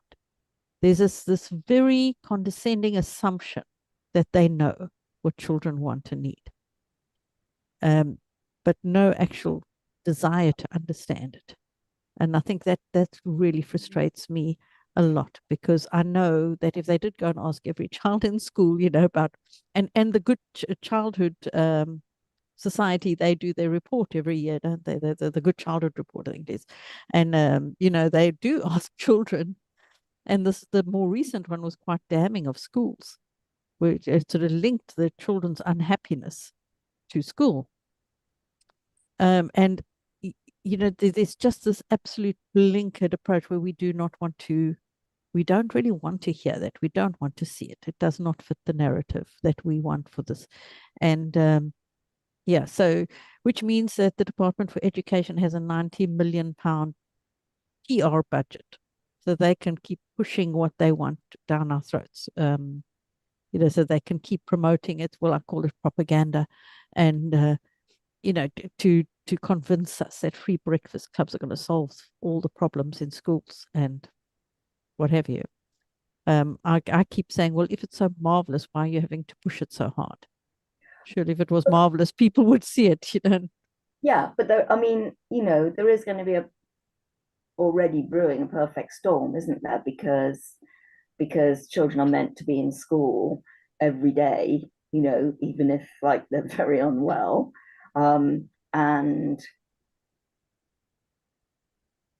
children are likely to be prevented from leaving school, you know, coming out of school. So and new special schools are not going to be built, and mainstream schools can't cope with the variety of different children that they have, and the very like narrow prescriptive curriculum that they have to try and, you know, drag all the children through to keep a certain pace. So I mean, we're doing them a favor. Yeah, we are, and we're taking some of that pressure off them. Yeah, yeah. It's a very difficult thing, and I think, you know, what I just would love proper engagement with our, you know, our home educating families, to really actually seek to understand, and a proper understanding of what children need. Because I mean, if you unpack all of that, just for starters, I don't think they're really interested in how children learn, and that children learn better this way or that way, or that it's, you know, I don't think they're really interested in that, because none of it fits.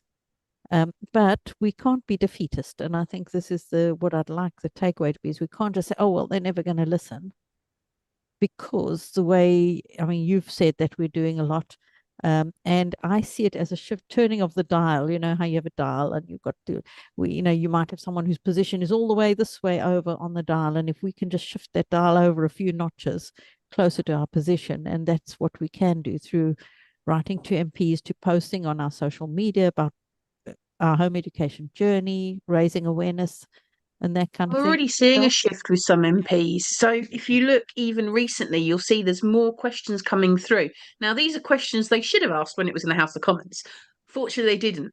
But this means MPs are finally listening to constituents going in and saying, hang on, but like Josh McAllister's answer today, asked about the children's wellbeing and schools bill, and referred back to the children not in school register consultation in 2019, which quite clearly had nothing to do with this bill, because they haven't done proper consultation. They haven't done their homework for this bill.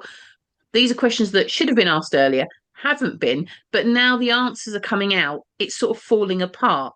And if we can get the MPs to keep chipping away, and we can keep getting these answers, if we get enough early enough, it also helps the House of Lords, because they can then work on that, because they've got some actual material to work with. Yeah.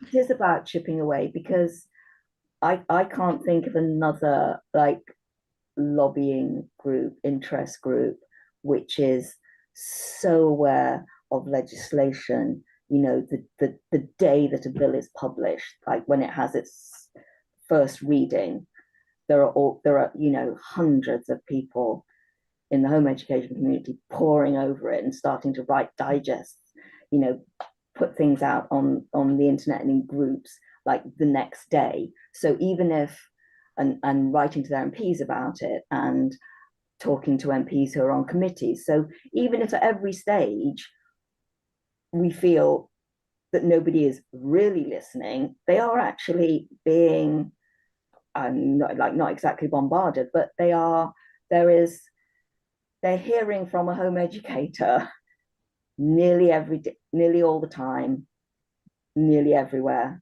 I would say. And I think it is just a matter of, you know, chipping away. Yeah. Chipping away, Well, because I hope it it's is not finished yet. Yeah, I hope that is the case. And if you haven't written to your MP yet, anyone out there, please just be encouraged by what Fiona is saying and get a letter off today. I just want to share some comments with you, Fiona, that we've had. Cathy Koetsier, she said, by the way, Fiona, you rock. I love how calm and wise and articulate you are. So thank you, Fiona. Although Cathy also said she thinks she needs to take a walk because her blood pressure is rising, just listening to all of this. And then Amy's just shared, we've been monitoring MP response rates on the action group, and we've had a 52% response rate from MPs. So we are getting through, and you've got a good chance of getting a response from your MP if you write to them. So please, you know, don't give up yet. Don't sort of feel like it's a done deal. It is far from it. We've pushed it this far. We've managed to see it dragged out this far. Yeah. And even if you get a stop response, because, you know, the go-to in the first instance will be that MPs are given like a library briefing type answer, will be some sort of, you know, cut and paste that they can just like copy. So whatever question you've asked or whatever point you've raised, you'll just get this standard thing and you'll think, they haven't listened, they just, but then keep going, because they can't, you know, at some point it'll be easier to listen than not listen. It's kind of that thing where tell me you haven't read my email without telling me you haven't read my email. You know, said, and what we're telling people is that once they respond to you, then you can respond to them on the specific points. And because you've now written a second time, they can't send you the same letter again. Yeah. So they have to address it. So anyway, thank you so much just for spending time with us today, Fiona. You're welcome to linger here if you feel like it. We've just been joined by Alice Khimasia, and Alice comes from Coventry, where I am, and is also a long-time home educator, been around quite a while, a strong advocate for self-directed learning. And yeah, I don't know if you want to introduce yourself a bit, Alice. Tell them a bit more than what I've said. Hi, yes, I'm Alice. What an esteemed group of people. Nice to see you all. Mm-hmm. Yeah, here I am in a rather dull Coventry. Yeah, I'm married to Krish, and we've got 4 sons who I have been unschooling myself alongside for many years now. My eldest is 24. We took him out of school when he was 7. And he was pretty much autonomously home educated, with short spells and dips back into the school system as he wanted. Quite an interesting journey. Always an engineer, that boy, and now working as an engineer.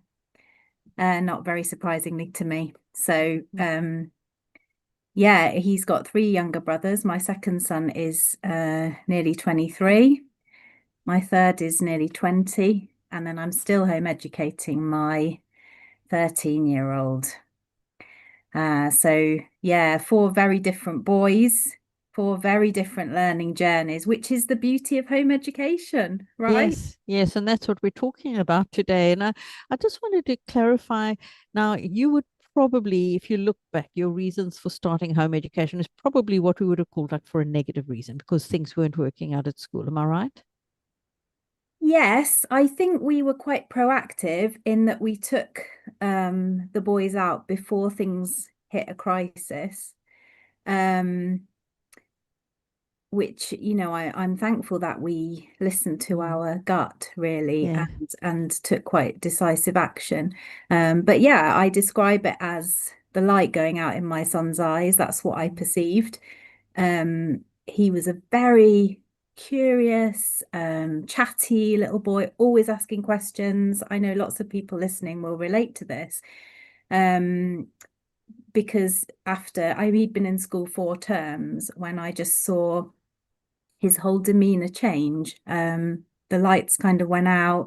He started to become very anxious, and he just wasn't himself.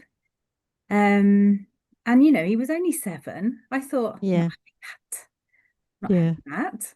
Exactly. I think I came from a similar point of view where I was like, she's still got this many years of her school left. I don't want to be believing this about herself for the rest of her school years.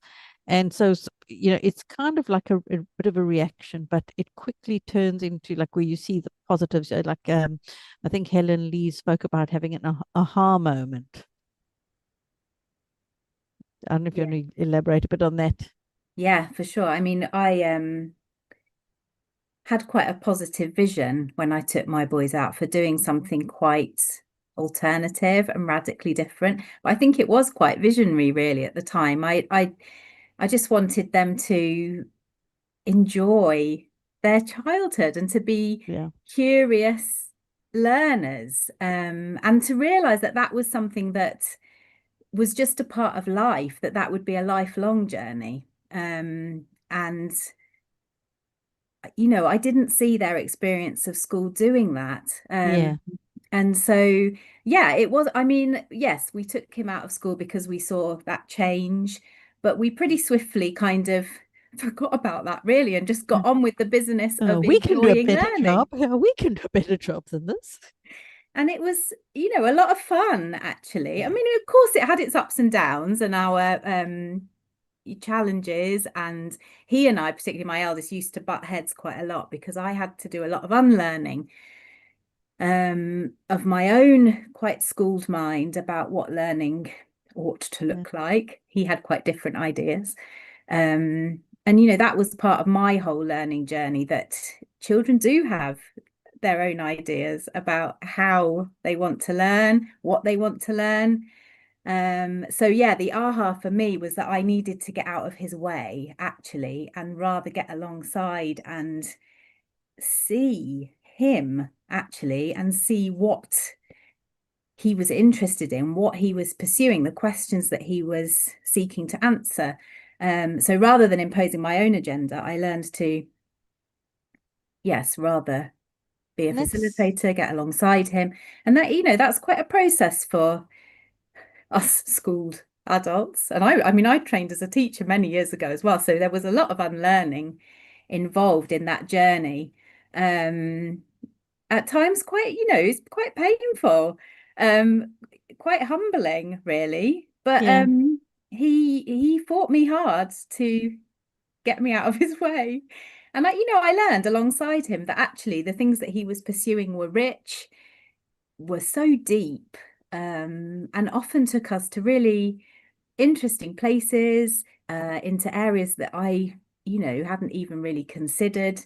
So his learning objectives far exceeded anything that I could have planned for him or conceived of. It was really, really wonderful. So yeah, that was the aha, repeated aha for me over many years. Yeah. And I think that highlights something, is that, you know, I think schools are necessary because not everyone is able to educate their child themselves, or parents need to go to work, or various reasons. You know, schools are necessary, but by the very nature of the way they set up, with having large groups of children, they cannot really accommodate the individual needs of the child, and they cannot get out the way, because that would be a bit chaotic, I guess, if they got out the way and let the children just learn as they direct themselves, you know. And I think the whole interesting thing for me about learning is that we have to unpack our ideas of what learning is. And this is not something that they're able to do at institutional level, because there's this idea that learning looks like a child sitting at a table with a book in front of them. And that's learning. And a person standing in front and talking at them. And that's learning. And yet, actually, for most of us, that's not how we learn. For a lot of us, it's not how we learn. And I can sit there in a room, I can look like I'm learning, but I'm inside, I'm just waiting for time to have a nap. And I think this is, the whole notion of learning has changed in society, the whole idea of it, because people are so married to this idea: classroom, blackboard, teacher, desks. And yet that is a very, generally quite an ineffective way to learn. And that's where I feel we have to challenge society with. Whenever people are commenting negatively about home education, that's we have to try to challenge that, where that idea comes from. And you've done quite a few talks and interviews and so on, haven't you, over the years? Do you want to tell us a little bit about some of the things you've been involved in? Yeah, you just made me think actually about about how learning can just be very different, and how difficult it is to meet those needs in a classroom where you've got so many children needing your attention. Because one of the things I realized quite swiftly is that my son learns a lot by talking and asking lots of questions, and his learning is very discursive. And so in school, essentially he had to sit down and be quiet, because that was necessary for the classroom to function. And so of course he had shut down, because he was being told all the time to switch off, if you like, his primary means of learning. And of course that wouldn't be the school's intention. It's not the school's intention to switch children off learning, but essentially, because all children have such different needs, how is it possible to meet all those needs in that environment? So having, once upon a time, it feels a very, very long time ago, having trained as a teacher, I nowadays challenge, the way that we think about learning and the way we talk about learning. I mean, a lot of focus often, I think, is in educational discussion is about teaching and the quality of teaching. And actually, one of the things I've loved about home education is to become much more concerned with learning and with the learner. And even amongst my 4, never mind amongst all the children in the home education community, there's just such different needs, such amazingly diverse interests and ways of engaging with learning and with resources. And of course, we're seeing, aren't we, massive shifts in technology, in the way that we learn, the way that we engage with knowledge and information. It's shifting so rapidly and radically that I feel like the experimentation actually that happens in alternative settings and in spaces outside of the mainstream is so important. It's so pioneering.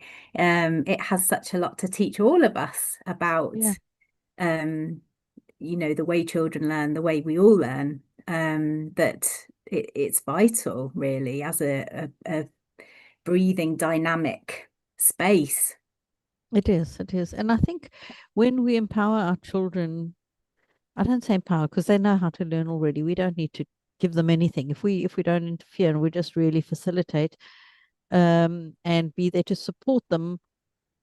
The way I see it is like when your child is wanting to learn to walk, there's certain things you put in place to help them learn to walk. You might hold their hand, you might guide them with both hands, you might make sure there's nothing they can fall and hurt themselves on.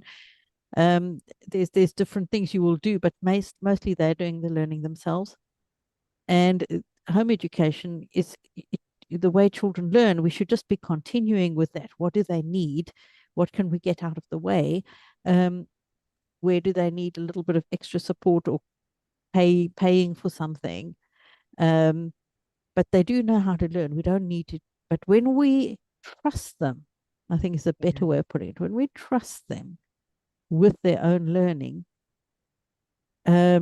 it's, you see what the outcomes are very, very different.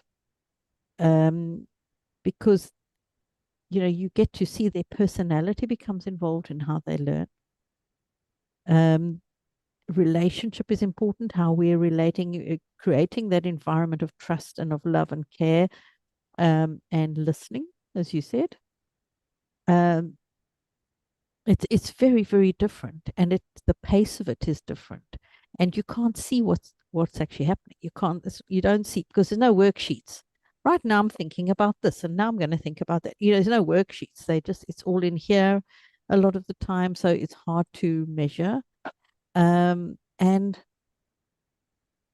I like the way somebody put it, where they said, you're not the sage on the stage, you're the guide on the side.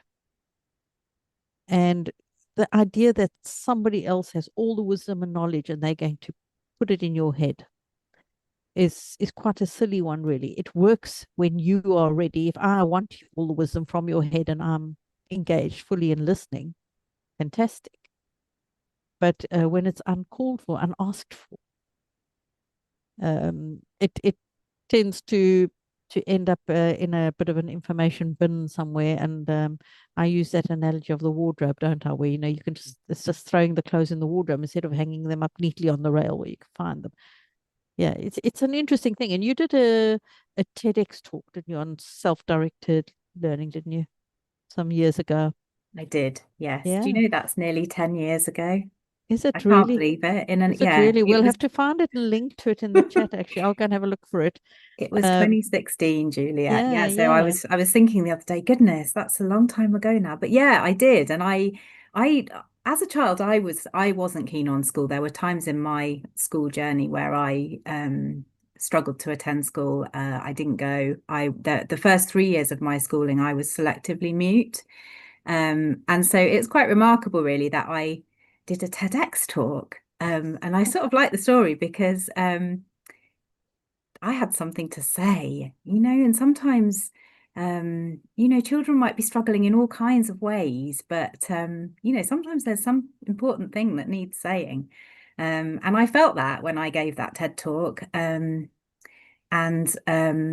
took my courage in both hands and took the opportunity. And yeah, it still gets a lot of views, and people still say to me, oh, I saw your TEDx talk, and it inspired me, it encouraged me, and that was entirely what I wanted it to do. So if it's still doing that, then that's wonderful. Yeah. I stand by what I said. It's all good stuff. So yeah, give it a watch if you haven't seen it. It's timeless, really, isn't it? And I think that's also what Sir Ken Robinson, he speaks a lot about, just getting things out of the way, getting out of children's way.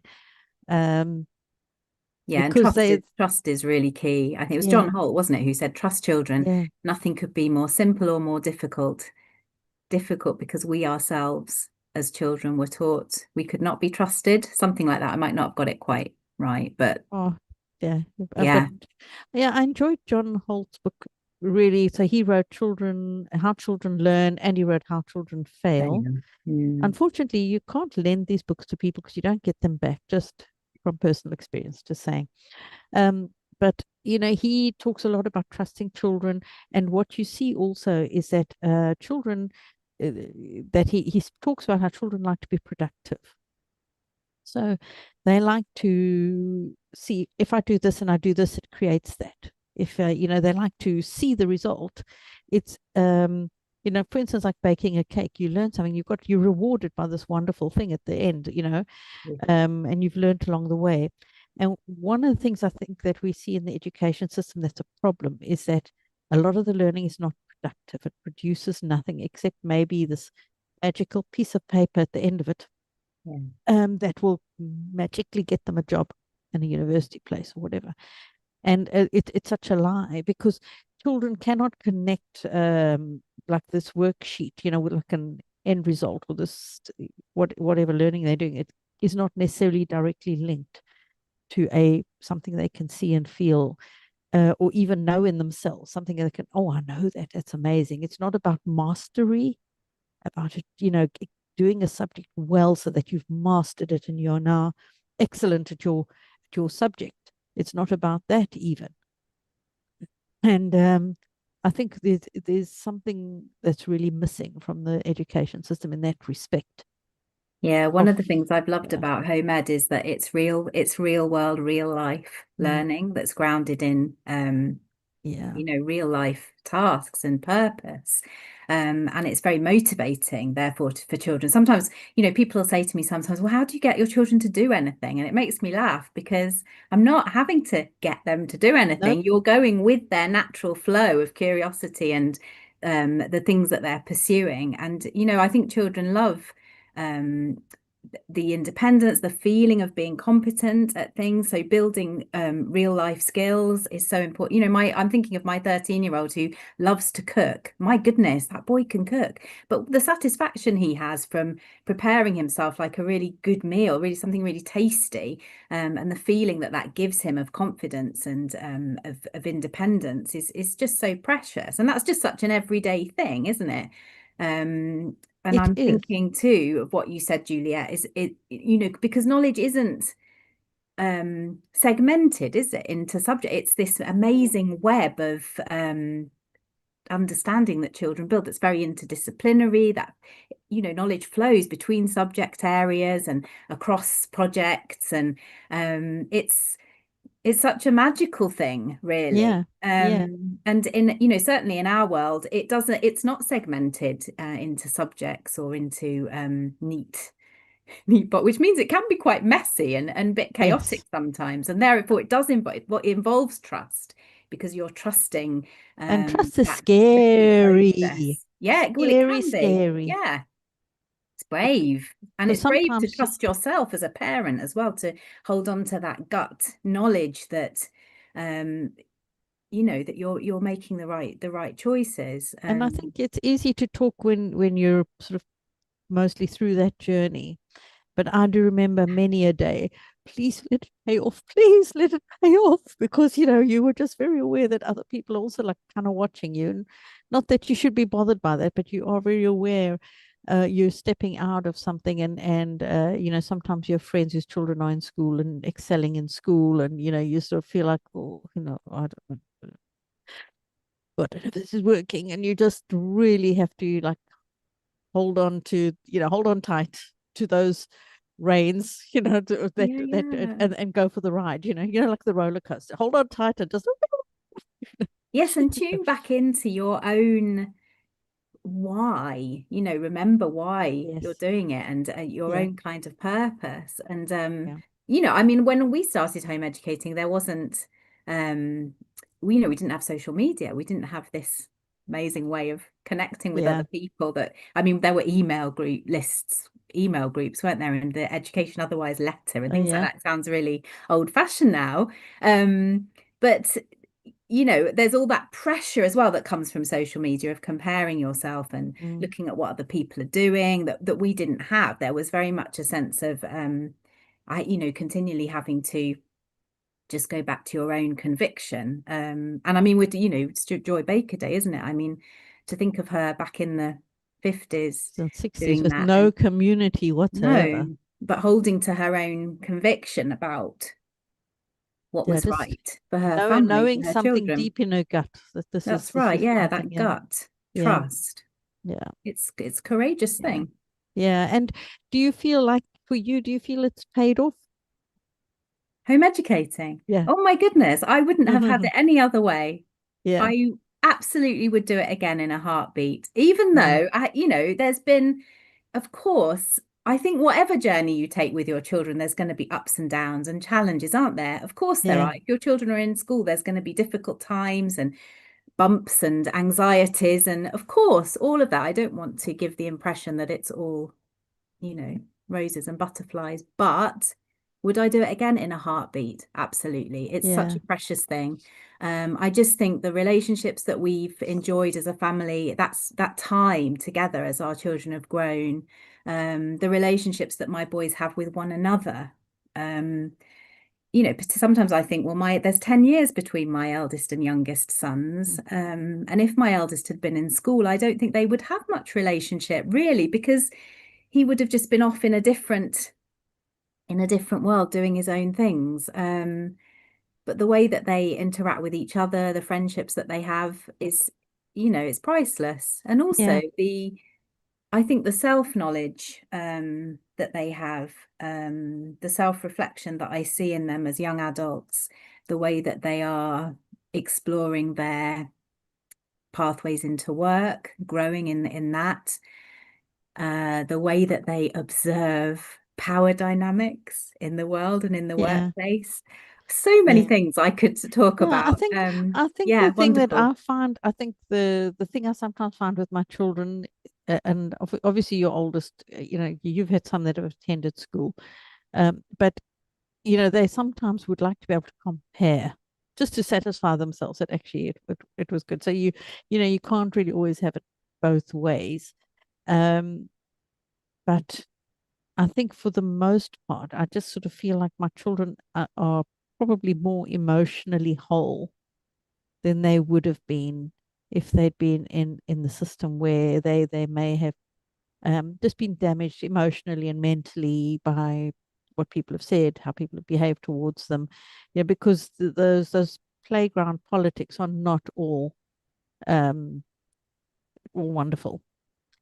The way people bang on about how socialization and how children need to be like with other children and so on.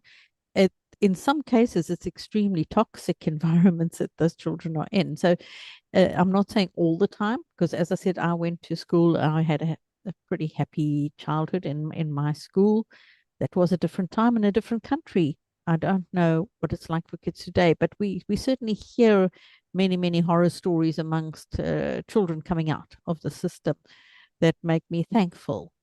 And actually, when we moved to the UK, we were reconsidering whether we put our children into the system here. I mean, more my husband than me, but I took one look at the product and I said, well, if that's the product, I don't want to buy that. I'm not, I wasn't particularly impressed by what I saw being produced by the system. So it is an interesting thing, and there will always be gaps, I think, which is the point I want to make. There will always be gaps, but there will be gaps if your children are in school. So there's a whole bunch of things your children miss out on by being in school. As Alice describes their journey, you can hear just what kind of gaps those might be. But there will also, as home educator, there will also be gaps. Your child may not have a prom, they may not have awards night or little weekly attendance awards, who knows, whatever. What do they call it? The star of the week, or they may not get that. But it's a trade-off. And for me, in terms of my relationship with my children, their relationship with each other, with the young people, is really having hope and trust in them becoming young people with something to contribute to society. I think that the trade-off to me is paid off, really. So, but you've brought such a positive, lovely voice to the conversation today, Alice, and that's what we want to celebrate. Just as on a parting note, Alice, perhaps you want to share, like, if this bill passes, with all its restrictions and requirements and that kind of thing, have you given any thought to how that would have impacted your journey, if you were home educating under a bill like the Children's Wellbeing in Schools bill? Yeah, it's difficult, isn't it, to think how to put yourself back. Obviously, it's a different time. And we've been very fortunate because we came into home education right on the back of Badman. The home educating community had just fought for that freedom, for which I'm so thankful. We've enjoyed the years that we've enjoyed in freedom, and it's been rich and wonderful. And I say that as a person. I chose home education. I see it as it was a choice that I made for a more positive educational experience. But there are people now who are not necessarily choosing it, but for whom school is just not working.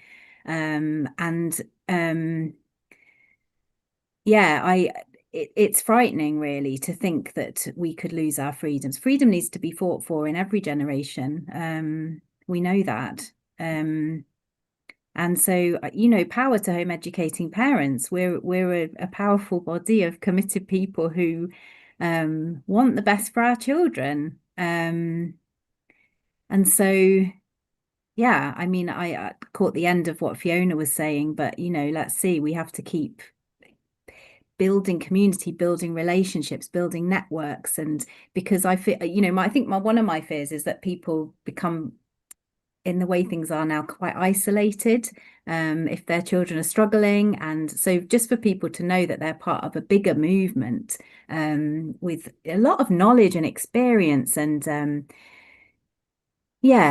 commitment to protecting our educational freedom is really important and empowering, I think. There's power in numbers as well, and so we do need to stick together and keep posting about the positives and letting people know that this is such a positive choice. Absolutely. Well, thank you so much, Alice, for joining us this afternoon. You're welcome to linger if you want, or if you need to go, that's fine. Cathy's joined us, so we've got Cathy Koetsier with us, and then we will have Randall Hardy with us at 4:30. Lovely. Thank you so much for having me. All busy here now, so thank you. I loved everything you had to say, Alice. That was awesome. Yes. So in case any of you didn't pick it up, Cathy is from South Africa, like I am, although she's lived in the UK now many, many years and was actually born in the UK. But that was the story altogether. Yeah, she moved in when she was 9 days old, I believe. That's right. Yes. And I've known Cathy actually since we lived in South Africa. So this makes her a very special person indeed. And we actually lived, and I do mean literally, around the corner from each other when Cathy had you'd had your first child, I'd had my first child, but by the time we had our second, we were living around the corner from each other, and we had a lot to do with each other. And long before we knew that we would home educate. Long before, but Cathy started, you started quite early on. And obviously I thought you were a Fruit Loop, but I got over that pretty quickly, so thankfully. But it's been an amazing journey. And Cathy, for many years you and I think you've still got your blog and you've got podcasts now as well. You unschooled, you were an unschooler, and you came from a faith background as a Christian. And you had a blog for anyone interested in unschooling as a Christian family, but you also have a podcast now, and your children, you've got a child at home educates, so also one of these long-term veteran home educators who's been there, done that, bought the t-shirt and then turned it inside out and worn it that way as well. So sometimes feel like an old couch that needs a new cover, but so she gets the extra star, for that. So Cathy, just give us a little bit of a background on yourself, please. Well, I think the first thing I just want to say is I think it's really cool that Joy Baker's book was published in 1964, because that's the year I was born. And it's amazing because she really was a pioneer, and I was influenced by her when I first heard of her from Leonard van Oostrom, who ran the Pestalozzi Trust. And I hunted down a copy of her book. It was super hard to get a copy. It cost me a lot of money. It had to be sent to me from the UK. And it's very precious because I still have that book. And it was one of the first books I read that really highlighted for me that as a parent, I had the unique opportunity and responsibility to stand in the gap for my children with regard to what outside influences would impact their lives.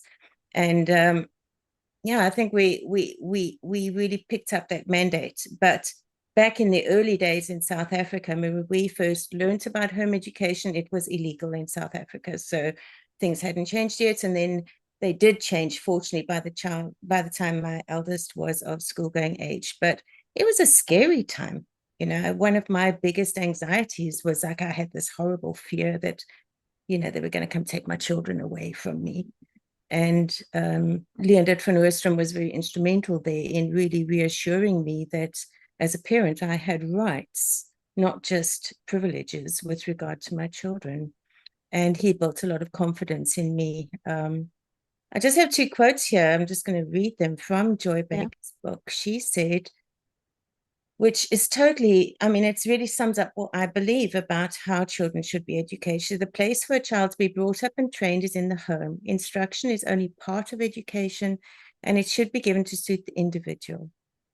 And then she also said, no act of parliament is capable of deciding the upbringing and destiny of any individual child. And any act which restricts the natural right of the parent to send to cafe for the child is in breach of a higher law than that of parliament.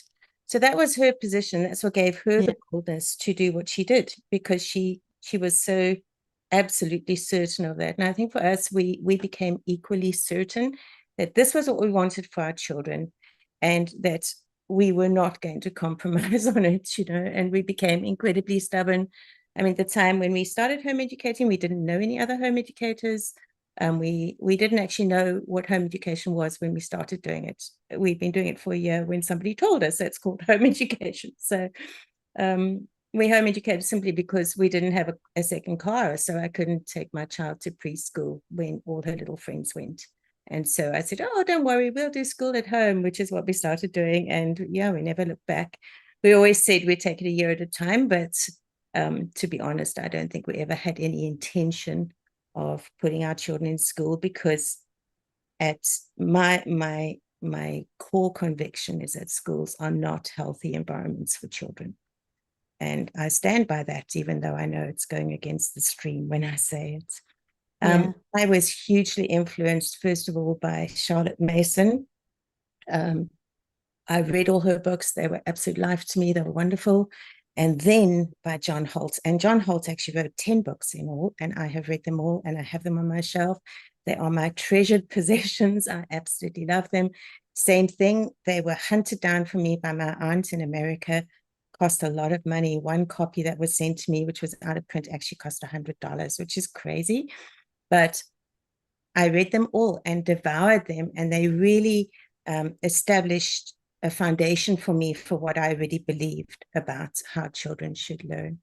And we progressed from there. And of course, John Holt, in turn, was influenced hugely by Ivan Illich and his whole concepts of deschooling society, particularly with regard to healthcare and education. And then John Holt was also hugely influenced by A.S. Neal, who founded Summerhill School, which is not very far from us. And I've always promised myself one of these days I'm going to go there, but I just haven't done it yet. But I've read a lot about Summerhill School, and I've read all A.S. Neal's books. And A.S. Neal was a very profound and wise man. He was a man who actually had been hurt by religion and moved away from it. So we had some different ideas there, because for me, I am fundamentally a Christian, and I haven't found that being a Christian has interfered with me unschooling my children, although at the time I was told that it would, but it didn't. So yeah, that's kind of, I think for Craig and me, fundamental questions that we wanted our children to have the freedom to consider was, first of all, who am I? And secondly, why am I here? And I think that when children are sent to school, there's no opportunity for them to ponder these questions, because they're told who they should be and they're told what they should do, and they never have a chance to hear those voices. And then what happens is, when they're in their 20s or 30s or 40s or 60s, somewhere along the line, they have a midlife crisis and they discover that what they're doing is not what they wanted to do at all. And we wanted our children to have that freedom to really explore what they were interested in. I have 5 children. They've done the most diverse things, and even they're all very different people, but even inside their own lifespans, they've done such diverse things. I mean, I had a son who was in the middle of doing a maths degree when he decided that he'd like to be a professional artist. You know, that's the kind of thing. I had a daughter who was doing a BTech in performing arts, who decided that she'd like to become an economist, and went off in that direction. So the children just had such freedom to say, well, this is what I'm interested in, and this is what I'm going to explore. And I loved what you said just now, Juliet. I actually wrote it down. You said, you're not the sage on the stage, the guide on the side. Yeah, I can't take the credit for that, but I think it's an amazing way to put it. It's a really cool statement, because I realized I'm not the teacher, I'm the facilitator. You know, I'd only had a school model. So when I started home educating, I was teaching my children. I loved teaching. I still love teaching. So I was really very happy. But over a period of time, I began to realize that that wasn't quite what my children needed. And I became more of a facilitator. So yeah, that's probably in a nutshell. Yeah, I remember having the realization that it didn't actually matter how much fun I made things.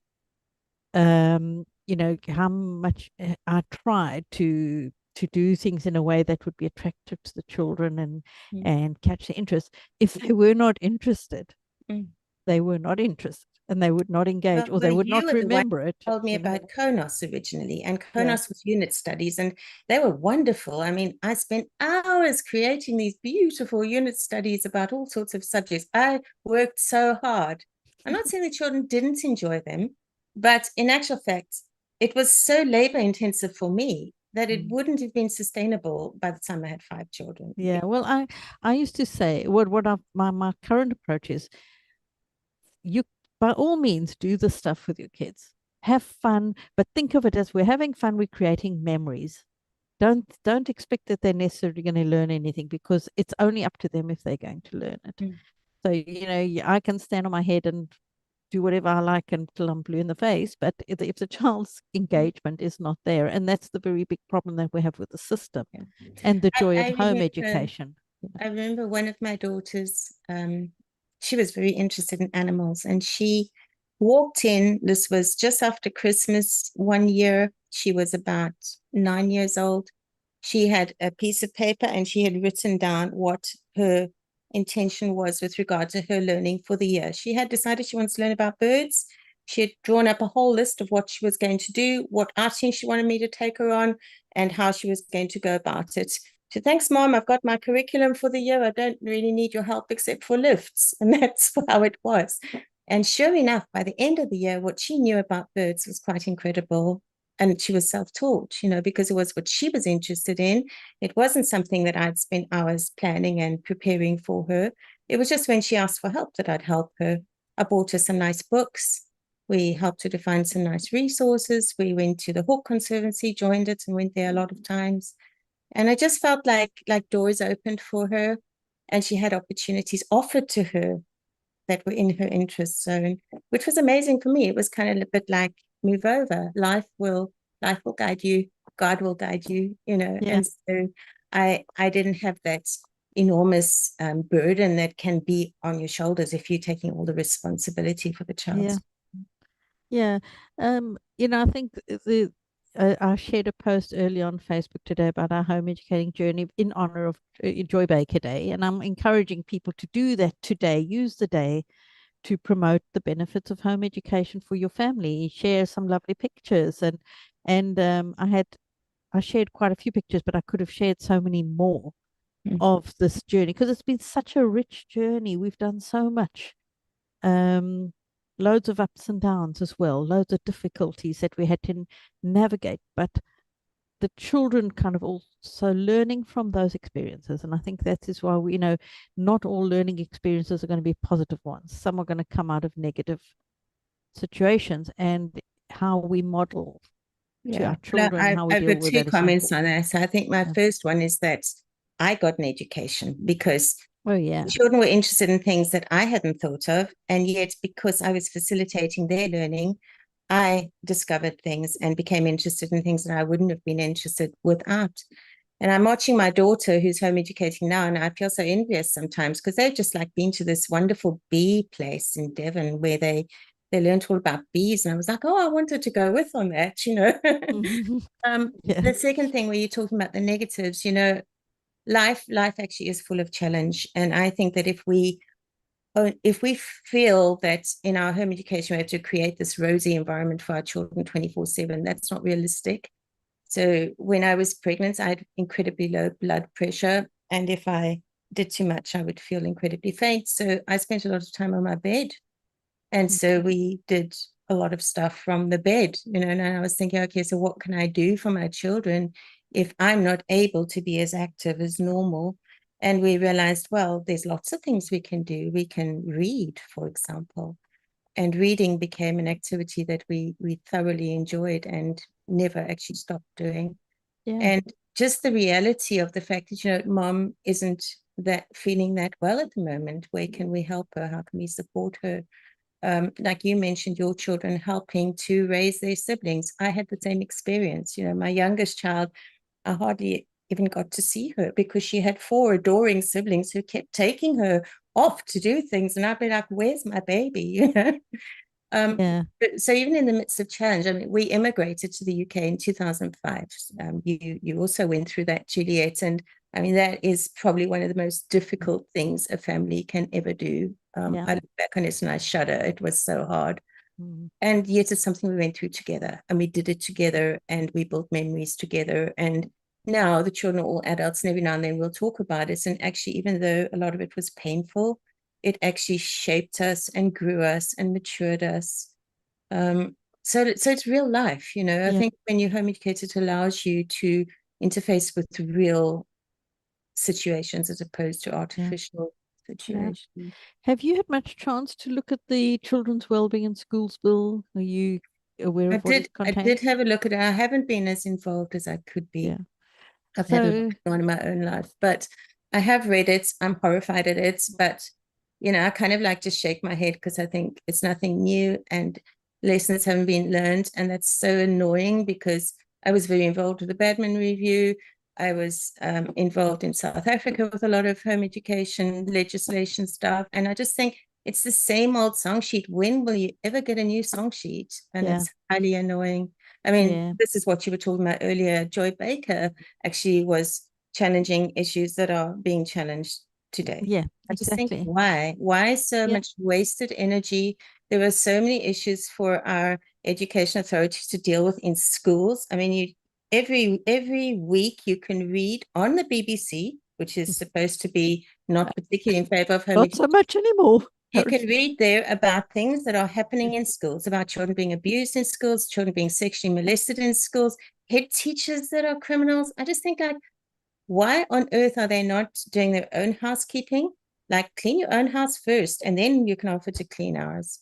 So, I just get frustrated about it, to be honest. It is very frustrating because they keep this whole idea, what we were talking about earlier with Alice as well, is, you know, this whole idea of what learning is.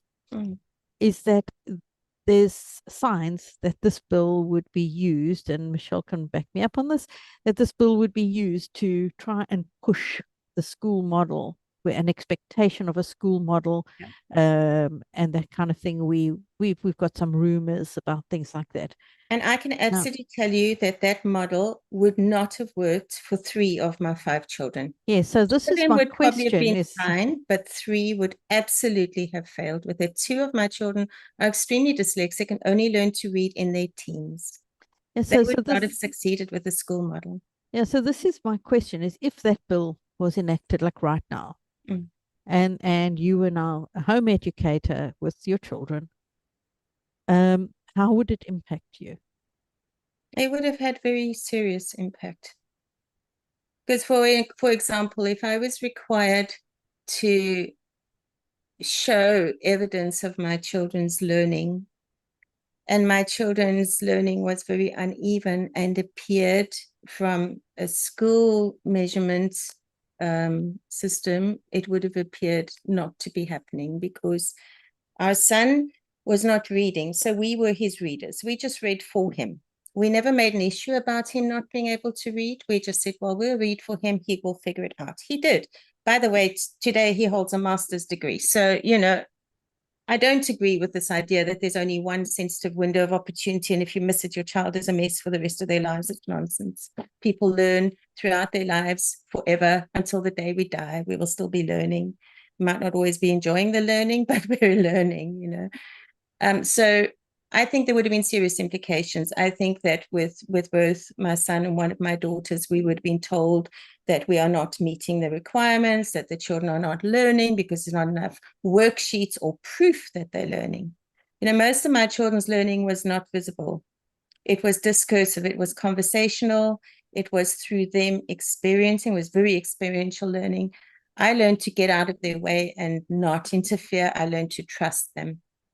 And I can tell you today, all of my children are adults. All of them are extremely well educated. All of them have, you know, tertiary degrees and various qualifications. Nobody is a social misfit. I was told they would be.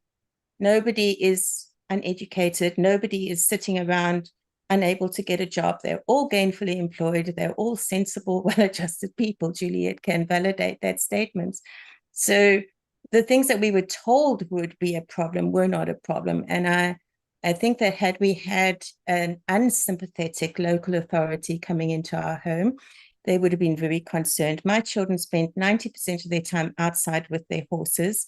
It was incredibly hard to pin them down, to get them to do anything that looked like schoolwork. They would sometimes do that kind of thing late at night. But if the sun was shining, they were outside. We had horses. That's what we did. That was the curriculum. But it's such a natural way. And I think the thing that really, this is what really bothers me. This is the crux of the matter, because is this belief that just because I'm a teacher and I'm providing this, you are walking away with all that information and that knowledge. You know, how many children in that classroom are only maybe getting 10% of what's been said in that class or done, and retaining it a year later and a year later. You know, there's that quote, education is not the filling of a bucket, but the lighting of a fire. That's right. And I have another friend who used to say, it's a bit like stuffing yourself with food. You just put it in, you don't digest it, you just swallow it. And you feel, and then you go and you like have to vomit it all out on the exam paper. And you feel so much better afterwards, but it's gone. You're just retaining the information for that one purpose.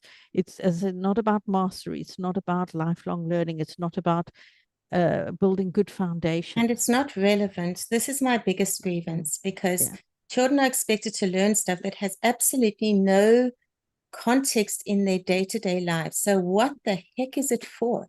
You know? Exactly. And who is it for? Effort into it. Yeah, but who is it for? Yeah.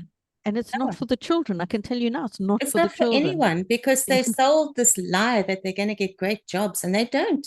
Yeah. You know, I know so many graduates who can't get a decent job. Yeah. And it is a lie. I think the thing is that there are so many lies about, and that people have believed. And those lies form the basis and foundation for this bill. That's right. And so we have all this concern, you know, because unfortunately these children aren't getting a proper education, so they're not going to succeed in life. And it's like, okay. So I did want to say something on this subject, though. I mean, I am a Christian, and there's a beautiful story in the Bible about a man called Nehemiah. And Nehemiah wanted to rebuild the wall of Jerusalem. The wall had been destroyed, and he wanted it to be rebuilt. And there's a lovely narrative in Nehemiah 4-6, telling about what happened when Nehemiah began to rebuild this wall. And it's interesting how the people around Nehemiah and his helpers began to react. So they reacted with anger. I mean, I'm just reading my notes here, what I'd summarize. So there was anger. There was ridicule. People said, who do they think they are to restore the wall? Even the foxes will be able to climb on it. There was anger, like, what a cheek, who's given them authority to do it. There was plotting. They plotted together to come and prevent and to stir up trouble so that the wall wouldn't be built. There was fatigue. The builders began to get tired because they were constantly being harassed. There were threats. It says here, the enemies said, before they know it or see it, we'll be right there among them, and we will kill them and put an end to the work, you know. And so there's all this stuff going on. And Nehemiah didn't know what to do because everybody was getting very discouraged. And then he had this idea, and he said, all right, what we have to do is we have to build and protect at the same time.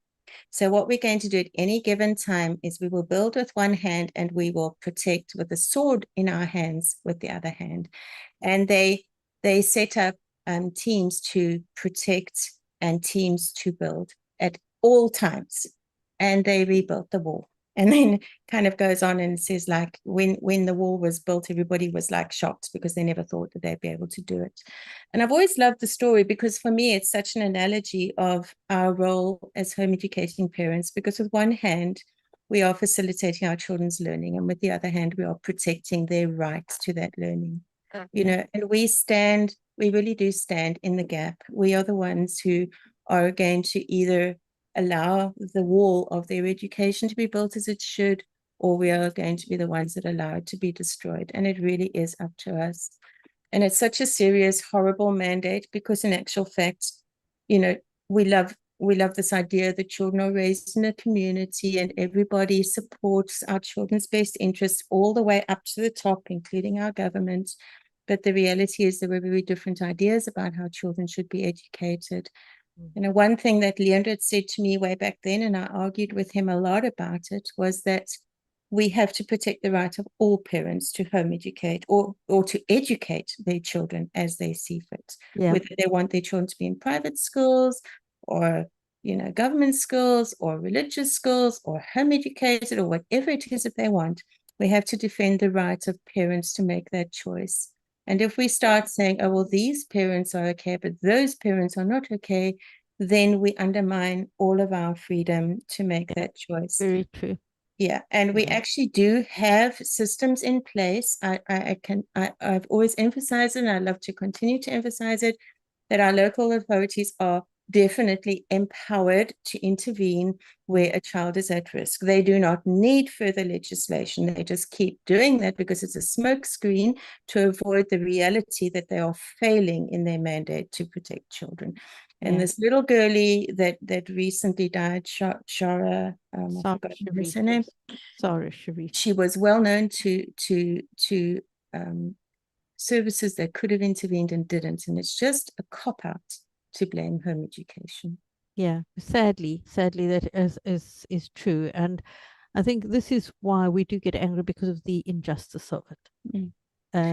But it's very easy to feel helpless in the face of that, and I think that's why the story of Nehemiah encourages me so much, because it was an impossible task. It's impossible to rebuild the wall of a city when you're being harassed and bullied and attacked on all fronts, but they did it. And I don't think it's impossible for us to push back on this bill. Absolutely. I don't think it's impossible for us to get through and see change. And but it does take many people. Many people making little efforts will make one big effort. So I do want to just emphasize that again. And our freedom is something we have to fight for. It's something that was fought for, you know, in previous wars. And we need to keep fighting for it. And it might not always look like it's different kinds of freedom. But this particular freedom is about parents having that freedom to be parents. I think a lot of people think it's a home education issue, but it isn't. It's actually about parents, all parents, and the intrusion of the state in parental choice. Absolutely, absolutely. So anyway, Cathy, I wanted to thank you so much for joining us. It's always lovely to hear from you and hear your wisdom. You could perhaps pop in the comments just some of the links to your podcasts and things like that if people want to come and find you. Sure. Please feel free to go and pop that in the comments on the Facebook Live. That would be really good. As I said to Fiona, I mean, if you want to hang in here and listen in with us, or if you want to go and watch the whole time, even though I was getting really cross at one point. Yeah, you know, you feel free to stay in the Zoom or hop out and go and watch on Facebook. But thank you so much for joining us. It's been lovely to have you on this afternoon and celebrating Joy Baker Day with us. Thank you, Juliet. So much. Bye. Yeah, well, it's been such a good afternoon so far. How are you ladies doing? Anyone desperate for a comfort break? Coffee, tea? I trust you sorting yourselves out as and when you need to. I'm on a bit of a I'm just going to carry on. But I just want to say hello to Randall, who's lurking in the wings. He can join us now if he can hear me. There he comes. He's coming to join us. So hello, Randall. Hi, Juliet, Alison, and Michelle. Thank you for flying the flag for the blokes. Well, somebody's got to. Yeah, I was hoping to get some other blokes on here, but some there, I know there's a conference in Glasgow that some are attending and so on. So Randall is also a veteran home educator. Well, he's now a grandfather and but long on the scene, watching been a bit of a watchdog, keeping an eye out on what's going on and letting people know, flagging it up for people's attention, which has been really helpful. And Randall follows the path of these political action activities, the bills and that kind of thing, quite a lot, and brings a lot of wisdom and advice around these things. I just want to, I'm going to ask you to introduce yourself, Randall, but also in the Facebook chat, there's a couple of questions come up. So I'm going to pose them to you now, and so that they can possibly be addressed through the course of this next half hour. So somebody said, naturally very concerned about the bill. Can you see any way around it if they do bring it in? Any early moves we should be making to reject it, in particular the forced digital ID? And then I'm just want to see if there's any others there. Okay, so yeah, so the same person has said, okay, we're hearing what the bill is shocking. How legally can we resist it? And I might actually let Michelle engage with this new, because Michelle has been so very, very involved with actions against the bill as well. So I might just hand over the conversation to you if you want to just have a bit of a, give yourself a bit of an introduction, Randall, and whatever you feel you need to share, and then perhaps Michelle, the two of you can just have some dialogue on that. I might nip out for a quick comfort break myself, so I'm going to hand over to you guys. Okay, Juliet, thank you very much. Just before you go, though, for your comfort break, I don't think you know what my name means, so I'll introduce that because you used the phrase, I'm a bit of a watchdog. Well, the root of the name Randall is actually watch wolf. Oh, we like that. So our alliance emblem is literally you. No, that's a jackal. That's a jackal. I am not a jackal. Let me tell you that, right? I could see a couple of laughing hyenas on this call, but I admit it. It is something in my nature that makes me something of a watchdog. I'm happy with watchdog or watchwolf, but that's it. Our home education journey goes back, like, sorry I didn't listen to more of today, but we had some unexpected visitors call in for lunch. So I caught your last two guests, Cathy and I forget the other lady's name. Fiona, was it Fiona? No, before. No, Alice. Alice, that's right. Yeah, I didn't catch Fiona. I'm sorry. I'll try and catch up. But they were going back, to the Badman days and just afterwards, and that's where really I became political. We were home educating before that, mainly our younger children, but actually you home educate your children even if they go to school. That is the fact. Parents educate their children by their lifestyle, by their attitudes and things.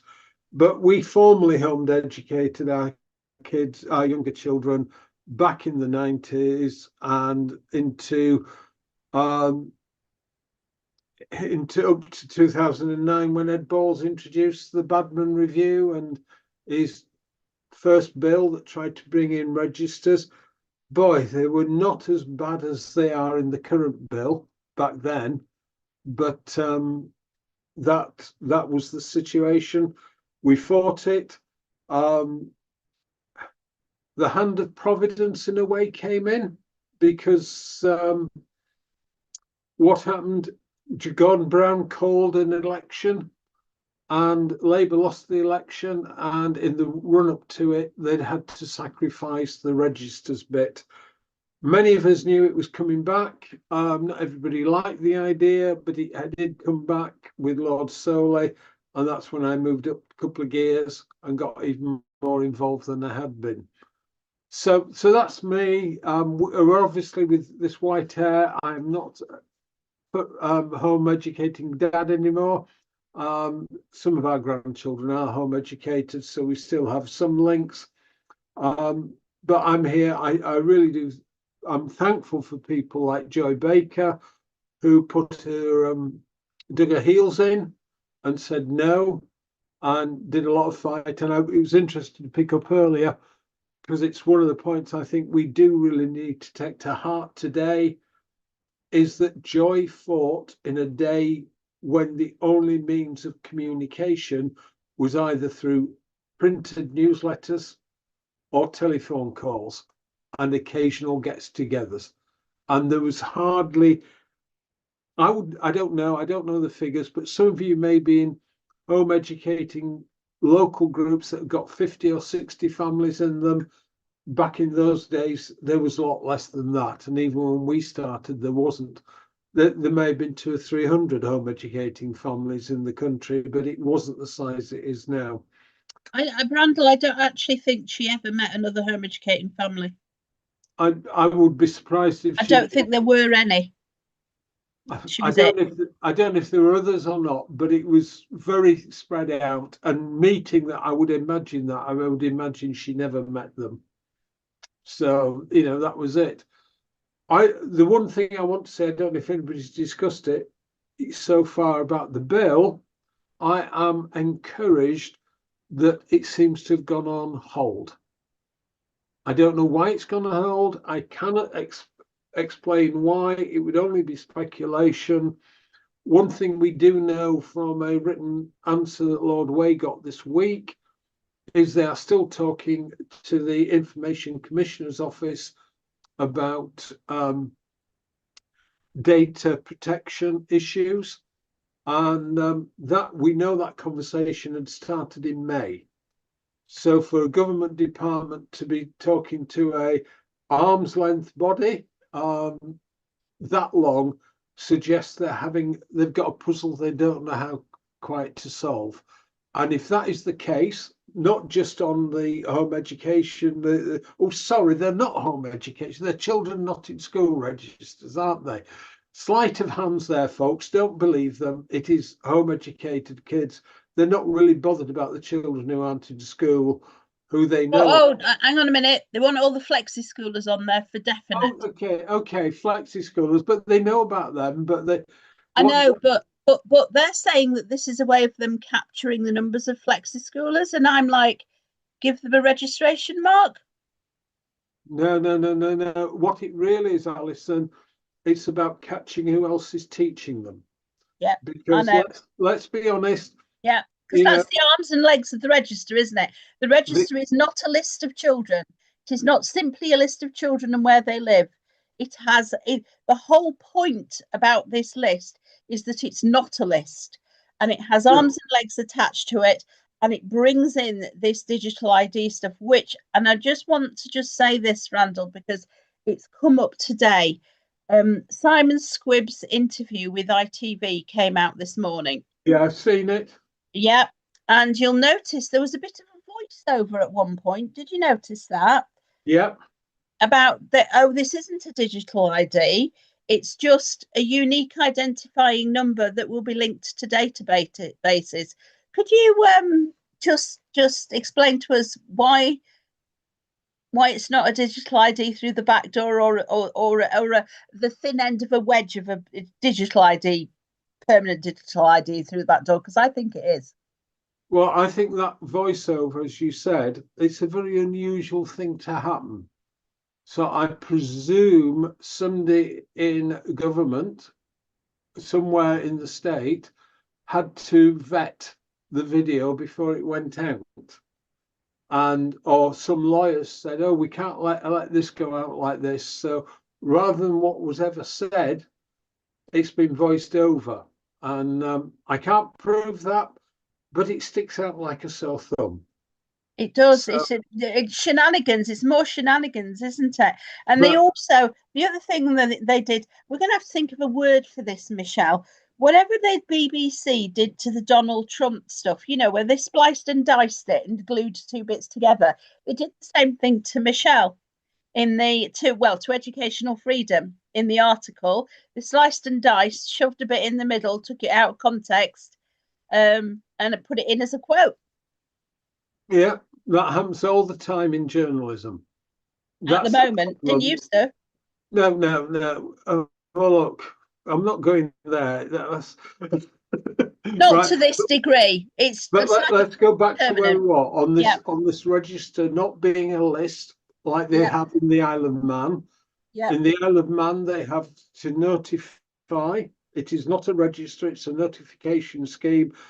And they also, and it is true of all children not in state schools, because children in independent education but it means the state, the government there, cannot take action and do anything other than say, are you still educating outside of the state school system? And that's all they've got. But it has been known now that, I forget the exact date, round about 2019, we had a change of department which looked after home education, and we now have in the home education department it being run by somebody with a prevent background.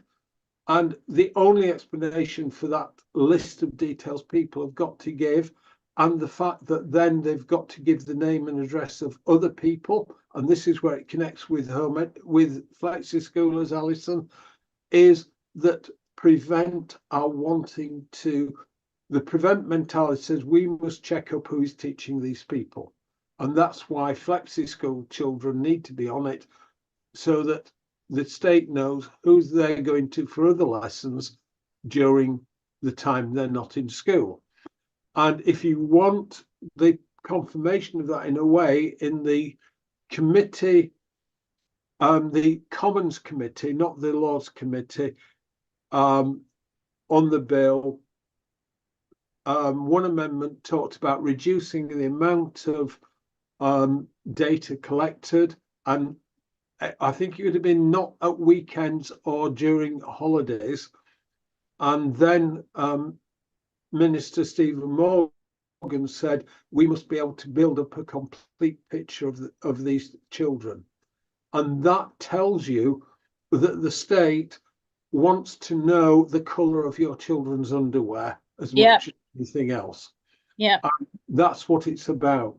But I don't know how many of you picked up, I've never heard of a publication called Hyphen, but a few days ago, I'll put the link in, I'll have to send it to you later, they ran a headline, babies and toddlers referred to counter-terrorism scheme Prevent hundreds of times.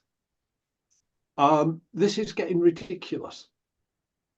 You know, this is getting ridiculous, all in the name of protecting the country. If all they can do, well, is it any wonder if they're bothering with babies and toddlers, if they're bothering with home educated children en masse, that they keep missing the real cases? They keep saying, oh, this person's not of any bother. It's much easier to look at babies and toddlers and home educators. But that isn't the thing behind it. That is a secondary issue behind this bill. I think I did hear Cathy talking about the fact that the real thing behind this bill is getting every child into school. And that is, it's amazing, isn't it? Schools are failing children so badly. We've had so many things in the news. Headmaster from North Wales, I think it was, the report about a week ago said that there was 50 missed opportunities. 50 missed opportunities to stop this man abusing children in his school. And they didn't do it. And the documentation for the bill says a child in school is presumed to be safe. There's an item on the radio this morning, a campaign, the mother of Harvey Wildgoose, who was murdered in Sheffield at school. She's regretting. He said, I don't want to go, Mum, I don't want to go, and because of the knives. And he got stabbed in school. And now she's campaigning for knife archers, airport type security to go into school. And schools are putting them in as safeguarding measures. There's something broken in society, and what we should be bothered about is what's broken in society that brings children up in a thing where they think it's all right. I mean, kids will always fight, they'll always get nasty to each other, but the amount of all this happening, and we're looking at the wrong thing. We're trying to, it's easier to look at home educated children than it is to look at what's the causes of what's going on. We're doing something. Bridget Phillipson's statement. Oh, after the serious case review. Yeah, it was You know, awful. It was absolutely awful. it was total blame shifting.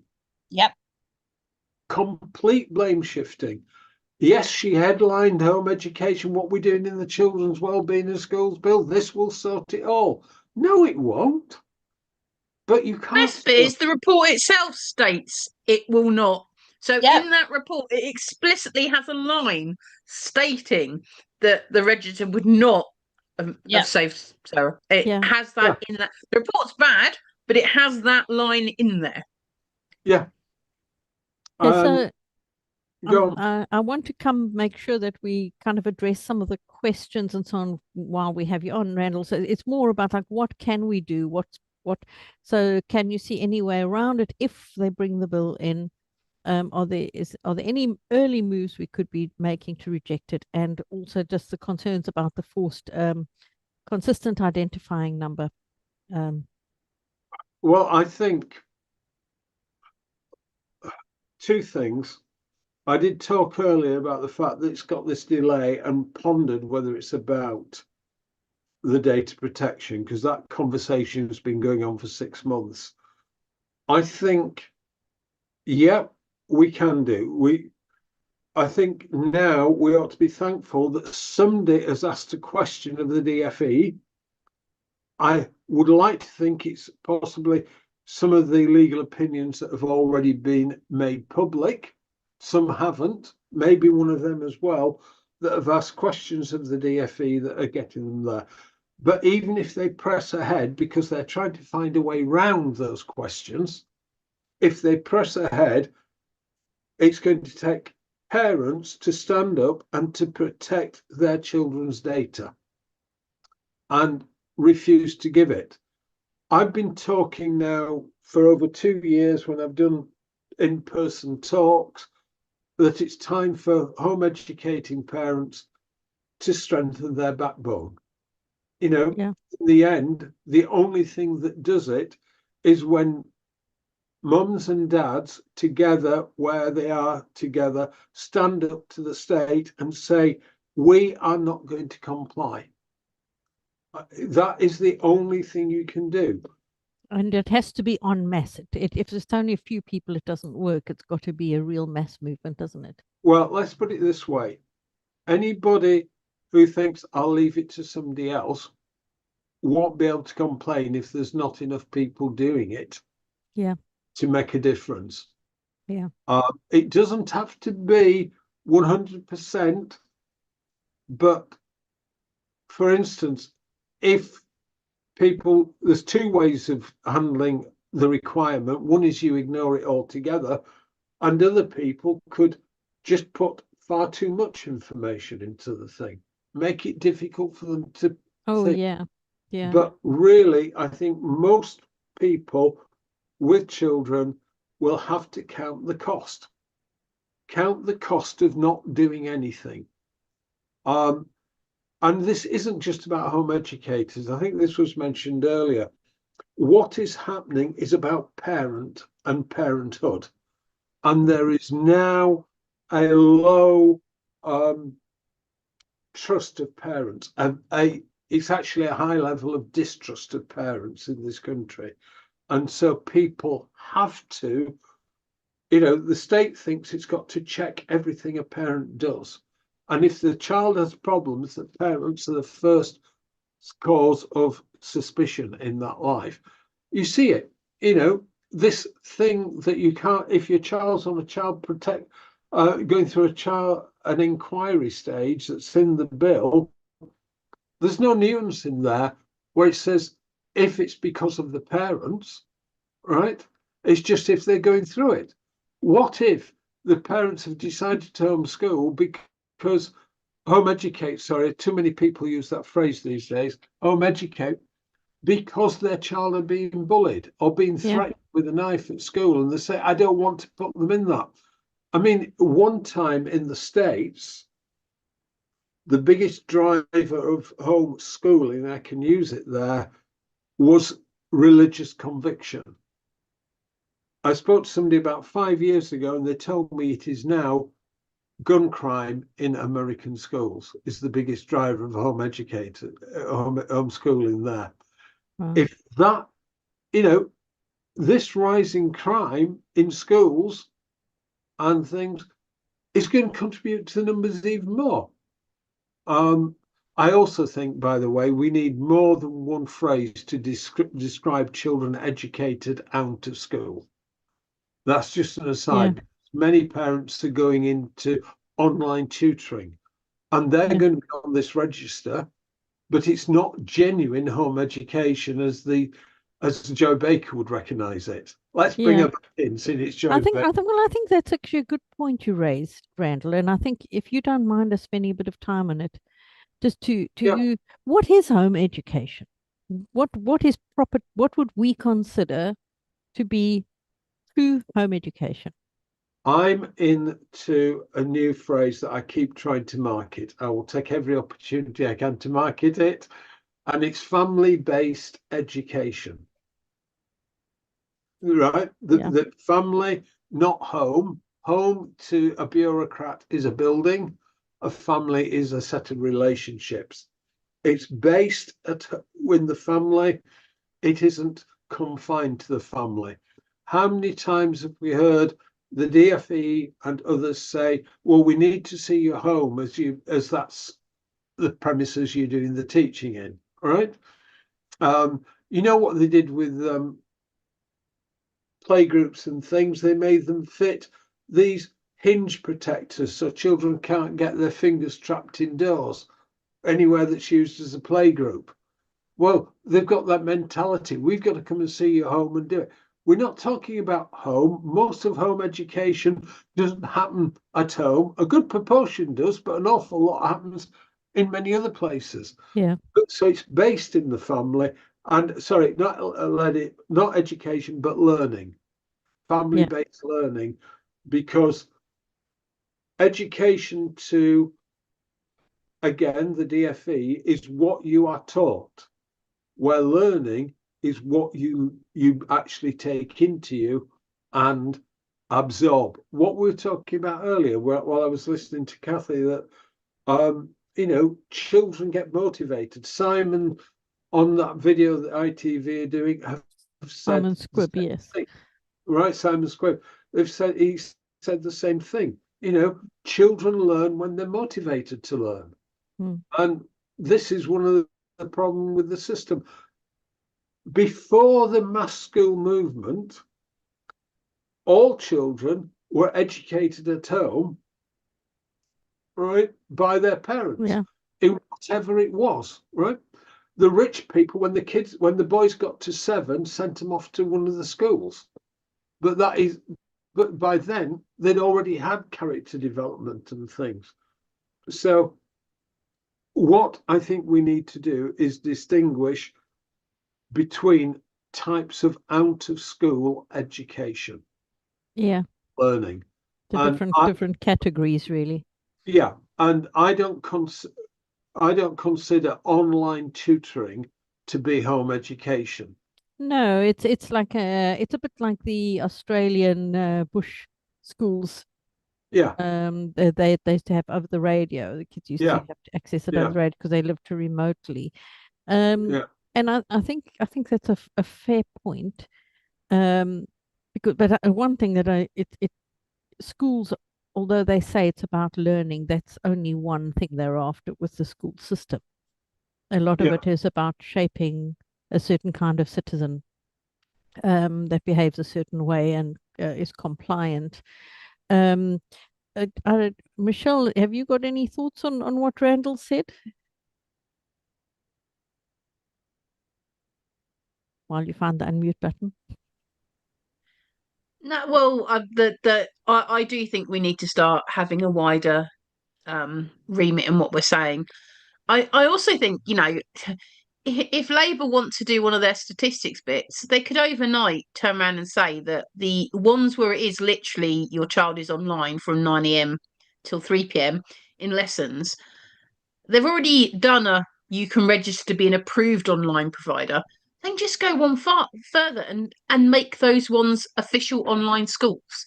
Because then people who want to use that they don't have to then come under the home ed remit, because Yeah. they can then be under an online school remit. So they would be effectively privately educated, just like as if they were going to an independent school, but it would be an online one instead. Yeah. Yeah. And because they can do the attendance tick, so they can tick what the DfE wants. Because there's a high proportion that choose that when they don't necessarily want to home educate, but the schools don't work for them. Either they're not good enough in their area, or a lot of people who've been forced out through the VAT. Well, some of them have had LA suggest to them, but it's all right. Here's a list of online schools you can use, and it's cheaper than what the fees would be. So because there are no state places in those areas. So I think that would sort of like be a win, because it looks like you've reduced the numbers massively, but it also would take some of the pressure off the home ed community as such, because then you haven't got people talking about different things when they're talking about home education. Because if you genuinely just want a full-time 9 to 3 online lessons for your child, you're not going to be wanting the groups or the co-ops or things like that, because your child won't have time to do them anyway. And I think we do maybe need to start using better language. And I do think family-based learning is a good way to go, because that's very, very clear where it starts from. But I think a good way would literally, to the people who are full-time online, that just make that is a different category of person, really. Yeah, well, at least the education system could tick the box like, okay, they're in a school, they're not home educated. Yeah, you must get them outside of the remit of the local authorities' home education department then, because they're all moaning that they've got too many, that they've got 2.5 full-time equivalent staff to cover 2,500 home educating children. Then, well, that'd knock 500 of them off. Well, it is. I think sorry, Randall, I'm cutting you off. I think where we're going here is really what we need to do, and I want to talk before please do sometime about difference. But here we're talking about what is the different forms of being educated outside of state system. Now, this is where we get overlap with the private schools, because technically home education is considered as private education. That's why you have to enter as a private candidate into exams. Yeah. You're not, it's the opposite of state education. So at the moment they split the category slightly different. They say registered and therefore supervised schools and unregistered education. Well, I think most providers of online tuition wouldn't mind Ofsted inspecting them, to be honest. And however they do it, we have got to be clear that this term, which was invented by home educators, elective home education. Apparently, I didn't learn this, but the late Neil Taylor, yeah, he told me not that long ago, not long before he died, that the term had been invented by a home educating mum whose husband was a surgeon, and he kept talking about elective operations, elective surgery, and she turned around to the DfE and said, we do elective home education, and that's how the phrase came into being. And that is what it is. It's not forced home education, it's elective. It is parents electing to teach their children, to provide their children with learning opportunities within a base that starts in the family. And it's time for another phrase, but it's time to also say people who aren't electing, people who are running from the bad things of the education system, and I welcome them in many ways into the home educating communities, but they need to remember that at the heart of it are people who want to do this, not people who want the government to get itself sorted out and start doing what it's promised. You know, I personally would never trust any government to deliver what they promise. Right, full stop. It's a political statement. I do not trust them to deliver. Right, and therefore, if you put your hope in them, you'll be let down. Whether that's whatever that is about. Okay, they come good sometimes, but over time they will let down. So we're not here to protest the lack of provision, what's been promised, and some of it is iniquitous. The SEND system and trying to get around to their problem by cutting it back is a totally iniquitous approach. But we're not here to do that. We're here to say the family relationship is paramount, and the bonding of parents and children throughout childhood is important.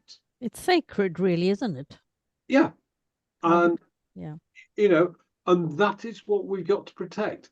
And if, as Cathy said, if any parent loses the right to home educate other than through abusing their children, neglecting their children, but if it's a blanket ban on a type of people, whether that's a religious group, an ethnic group, or whatever, all parents will lose it.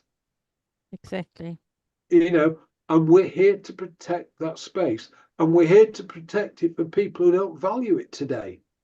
Because if the government goes in a way that some parents don't want, are uncomfortable with, I want them to be able to say, we will decline your offer of free schools and not be penalised for it. But this is the way we're going. Parents are being penalised for declining a free offer. And, you know, it's the enforced schooling mentality that is there. But can I just say on this as well, I don't know what, as I say, I couldn't listen in earlier because we had visitors, and I hope they get home safely. They'll probably listen to this. But basically, I don't know what you said about Joy. In many ways, our fight is very similar to what Joy was fighting. But in other ways, it's really, really different. And it's mainly different because safeguarding was a word that hadn't been invented in Joy's day. And they still held the same attitude. They just didn't call it that. Well, I think we've got to take the nuance of why safeguarding is becoming an issue, because it's not education. Yeah, exactly. And so the argument is actually the Lawyer Monthly, which is a publication I've never come across before, did 2 articles this week on homeschooling in both their cases, but home education. And the first one, and the one which I would recommend to read, and I'll put it in the chat along with the other one, which is about Sarah Sharif, has got the title of How Homeschooling Exposed a Hidden Weakness in the UK's Safeguarding System. And it's quite an interesting read. Obviously, the author doesn't know anything about home education, but they do know what the general message is. Links are in the chat now. But towards the end, what they do, what I think it's George, I think it is a he, but George is a female name as well. They come up with some suggestions. And here's the first one they do. A mandatory national register of home educated children, not to judge the quality of teaching, but to ensure children are known to the local authorities. Okay. Now that seems reasonable, right? If what they're saying is true, but the bill and the guidance from 2019, which is still in force, says it is about judging the teaching, and not just the quality, but the value of the teaching. And we have now got not physical safeguarding embedded in this bill and in the guidance is not even emotional safeguarding. It is values safeguarding. It is safeguarding against the values that children are being taught. And this is where it comes back to prevent. They want to stop parents teaching them values which are not approved by the state. And that can be many things. People disagree with things. People disagree about values. Now, that's fine. You know, I might want to say, well, if you teach your children that, I don't think it will be a help. But I'm not going to want people teaching something I think is unhelpful to disqualify them from teaching. And so I'd encourage people to just read that through and see it. The other one's about Sarah Sharif. That's the usual line of we got to slam down on home education by the same author. But where we've moved from Joyce Baker's day is the use of safeguarding, not just for physical well-being, but for the values children are taught in school. They want what's the values that have been taught in school to be taught to all children. And this is why some of the faith groups are particularly in their crosshairs, because they know faith groups do not teach the same values as a secular state. And that is what's going on. And this is a different fight. The shift in 2019 with the guidance to safeguarding, saying that there is no safeguarding concern, but we've got to make sure the children are safeguarded, and we've got to know what's being taught, and that what they're being taught is in accordance with British values. It says that, folks. It's values. It's British values. And if you value freedom for yourself, you have to protect freedom for others. So going back to the question, Juliet, I would say quite clearly that if this bill goes through, and don't forget the Labour government has got to survive long enough now for it to get through, and that is looking very unsure. I don't know what the outcome will be if it changes, but if it gets through and there's no political upheavals, then parents will have to say, I need to protect my children's and their children's freedom to be educated outside of the school system without state supervision, without the state tracking them at their every move.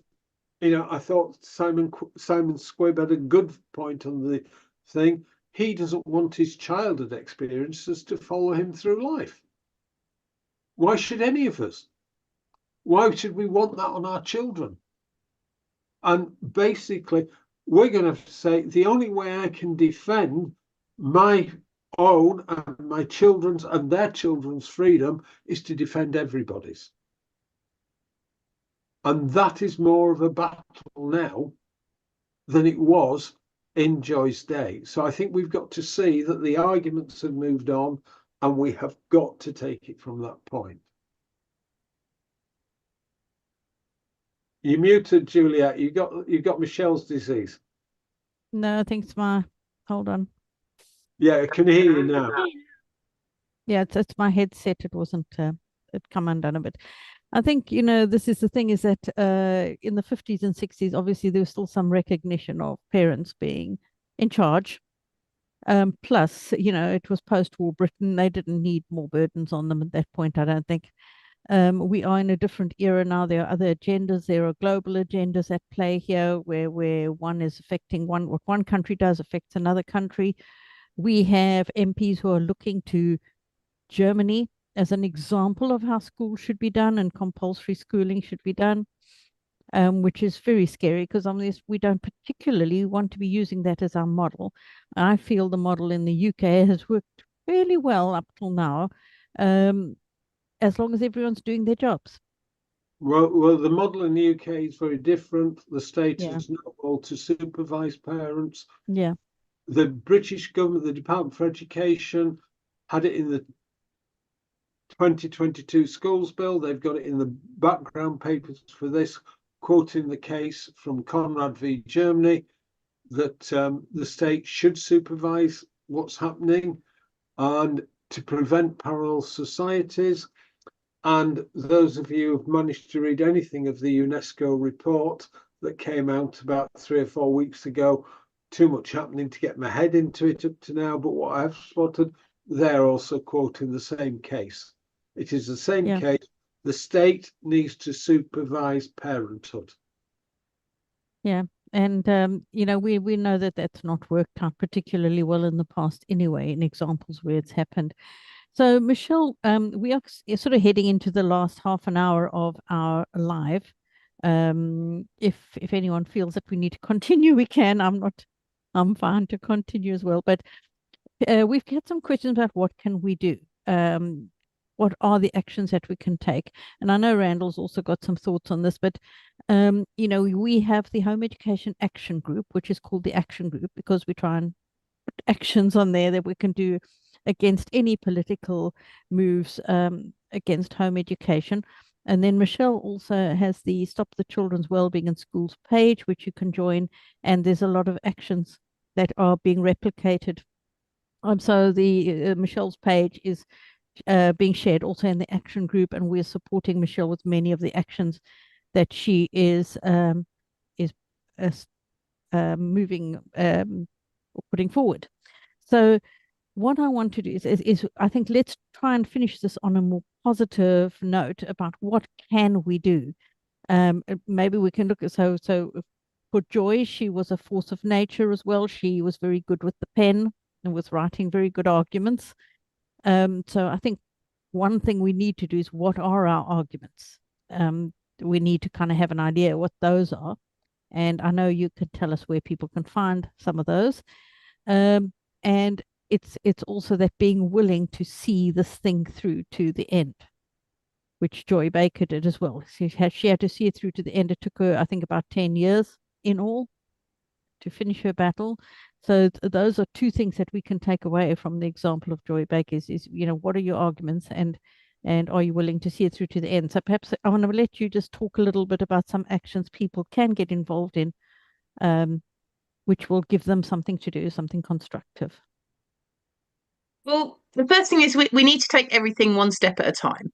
The government had fully planned that this bill would have been wrapped up by the summer. They'd already got regulations that they were planning on laying over the summer of now. So we've already pushed it back loads as it is. But it's about keeping that pressure on, because until it reaches royal assent, there's still everything to play for at this point. If it gets royal assent and goes the other side, then there's steps to do as well to play. But at this particular moment in time, we have got the petition debate coming up on the 1st of December. So we need people to be friendly with their local councillors and their MPs. Now, the reason I add local councillors in as well is local councillors talk to lots of people. So if you're not getting the answer you want out of your MPs, sometimes a bit of pressure of councillors coming together and having conversations may shift your MP as well. But also that helps on the ground, because if the councillors already know your concerns, if the bill gets through and they've got to implement the guidance, you're not going to get the worst variation of it, because councillors already know about you. So they know more of the realities as opposed to just the myth of the home ed. So it helps for now and it helps for the future. And if the MPs then show up for the debate and speak, that will give us lots of clips that we can use. And if they say the right things, we can use them to lobby. We can lobby the peers, who report stage, luckily, is after the debate, if it gets listed. It's not been listed yet. So if we get some really good sound bites out of MPs, we can use that to encourage other MPs to stand alongside them, but also to lobby the peers to do the right thing with the right amendments, but also to add extra pressure onto the government, because obviously, particularly if a lot of Labour MPs turn up at the debate and are speaking against what's in the bill, the government will have to consider their position. The reason I say that is if the report stage goes through and amendments get passed, when it goes back to ping pong, they need to know that their party is going to follow the whip. And if several of their party members have already spoken out, indicating they're happy to maybe not necessarily toe the party line, it adds extra pressure onto the government, and they have to sort of maybe think about whether they're willing to put forward their own amendments to make it a bit nicer, to make it a bit easier on us. But at every stage, we just need to keep that pressure on. On the debate day, we're also having a small gathering. So if people are in London, you can go and get some badges, some leaflets that you can then hand out to other people in your area, because it's about people knowing this bill exists. Because at the moment, what's been our hardest bit is the average person hasn't heard of it. It's just gone by with no one noticing it exists, even though it has the potential to change so much with regards to the relationship of parents with the state. The other bit is we have a massive demo on the 17th of January. We are even surprised that the date actually has turned out to work fine, because I know when we first pitched the date, we ourselves had sort of thought we wouldn't be able to hold the bill off that long. Now it looks like we'll still have plenty of time. Again, we're trying to make that as big as possible. We will need numbers, and we will need immediate impact, because we need the government to know that they need to listen. And again, this is all about being able to sort of make them think twice, because obviously the best scenario is the bill goes away. But we also have to be realistic. So we take it each step at a time. We're already doing better than we anticipated. Than if you'd asked me 6 months ago, I would have thought we would already be at royal assent. So we're already doing better, and that's down to everyone who so far has written to their MPs, has rallied, has got their MPs to ask questions. Because recently the questions are being asked that should have been asked months ago, but they're now starting to listen. So that's really good. And it's something any of you can do. Ask your MP this particular question, can you get that asked? But you need to make it so it's meaningful. So things like the impact assessments are really good ones to do. Once we get past the rally stage, then we'll need to regroup and we'll need to see where we're at. If report stage is over at that point, then we'll need to sort of keep a close eye on how ping pong is. And again, we need everyone being friendly with their MPs, to ensure that if any amendments that we want are there, that they don't get removed. If we get to royal assent and it gets passed, then we all need to look out for those consultations. And we need to look out for any regulations being laid, because if a regulation is laid, we still have another opportunity to lobby MPs and ask them to reject the regulation if it's not appropriate. But obviously we can't reject it till we know what exists. And it depends what it actually says. And again, before guidance is published, that is going to be done in a draft, and we know it's going to be a 12-week consultation on that as well. Again, if we get big numbers writing very clearly that we will not accept X, Y, and Z, that sends a really strong message. And all of those things then help.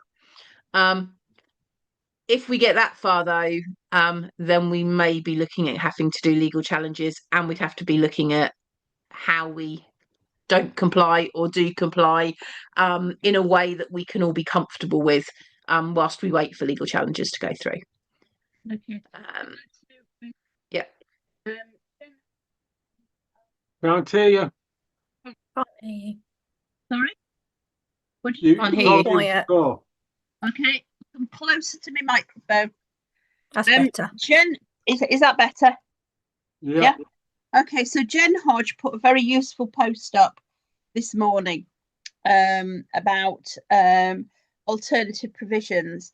A lot of home educators use alternative provisions as part of their education. Alternative provisions will be massively affected by this bill in ways that we don't know, because the parameters of how they will be affected have been left to to secondary legislation. So I would suggest that anybody out there who has their child taking part in any kind of alternative provision, makes sure that those alternative provisions understand that this bill affects them. The vast majority of them have been putting their heads in the sand and completely ignoring that this may affect them. This will affect them massively. Even if they are registered with the local authority as alternative provisions, there is nothing here that excludes them at all. So we really, really do need to have a really good think about involvement. So as we've said before, we need to have as many people supporting us on the rally in January as possible. If between now and then we can also motivate all the alternative provisions to start joining the party, we will be able to have an even bigger impact. So it's just something to think about. Yes, I think, the thing about the alternative provisions is an important one, because those alternative provisions would be required to provide information to your local authority about you and about other children as well that they might not know about already. I've been using the analogy just to try and help people understand how bad this is if we use the analogy of the government suddenly becomes concerned about the diet. Maybe some child has died of diabetes or something, and they decide they want to weaponize this to find out what people are feeding their children. And so you have to provide them with a list of your monthly menus. And if you have any change, you have to make sure you update them, because maybe your child doesn't eat hot dogs anymore. They now eat this. You need to notify them.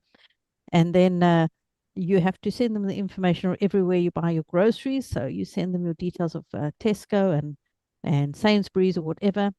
And they then approach Sainsbury's and say, oh, can you tell us what Juliet's been buying this month for a grocery shop? And they send all my groceries, and then they can see if I bought a bottle of wine, or maybe too many bottles of wine, or whatever, or too many sugary treats. But Tesco also has to send them, like anyone else that hasn't maybe handed over those details. And if I don't send the information, then they're going to take me to court potentially, and then I have to have a home visit to check and see what I'm actually serving in my house and all of that. And this is a little bit like what this bill would do, is that you'd have to provide information on what education you're providing your child, who you're using to provide education. So as Alison said, any alternative provisions, any settings. They even haven't yet quite defined what those settings are. So it could be cubs and brownies, which have got nothing to do necessarily with school or home education. They're outside of that. And then they can then ask those providers to send your information as well. And if you don't provide the information, whereas in the past, a school attendance order in the past used to be regarding education, what education the child is providing. A school attendance order under this bill would also be about whether you're giving the information or not. So it could have nothing to do with the child's education, but whether you're providing the information.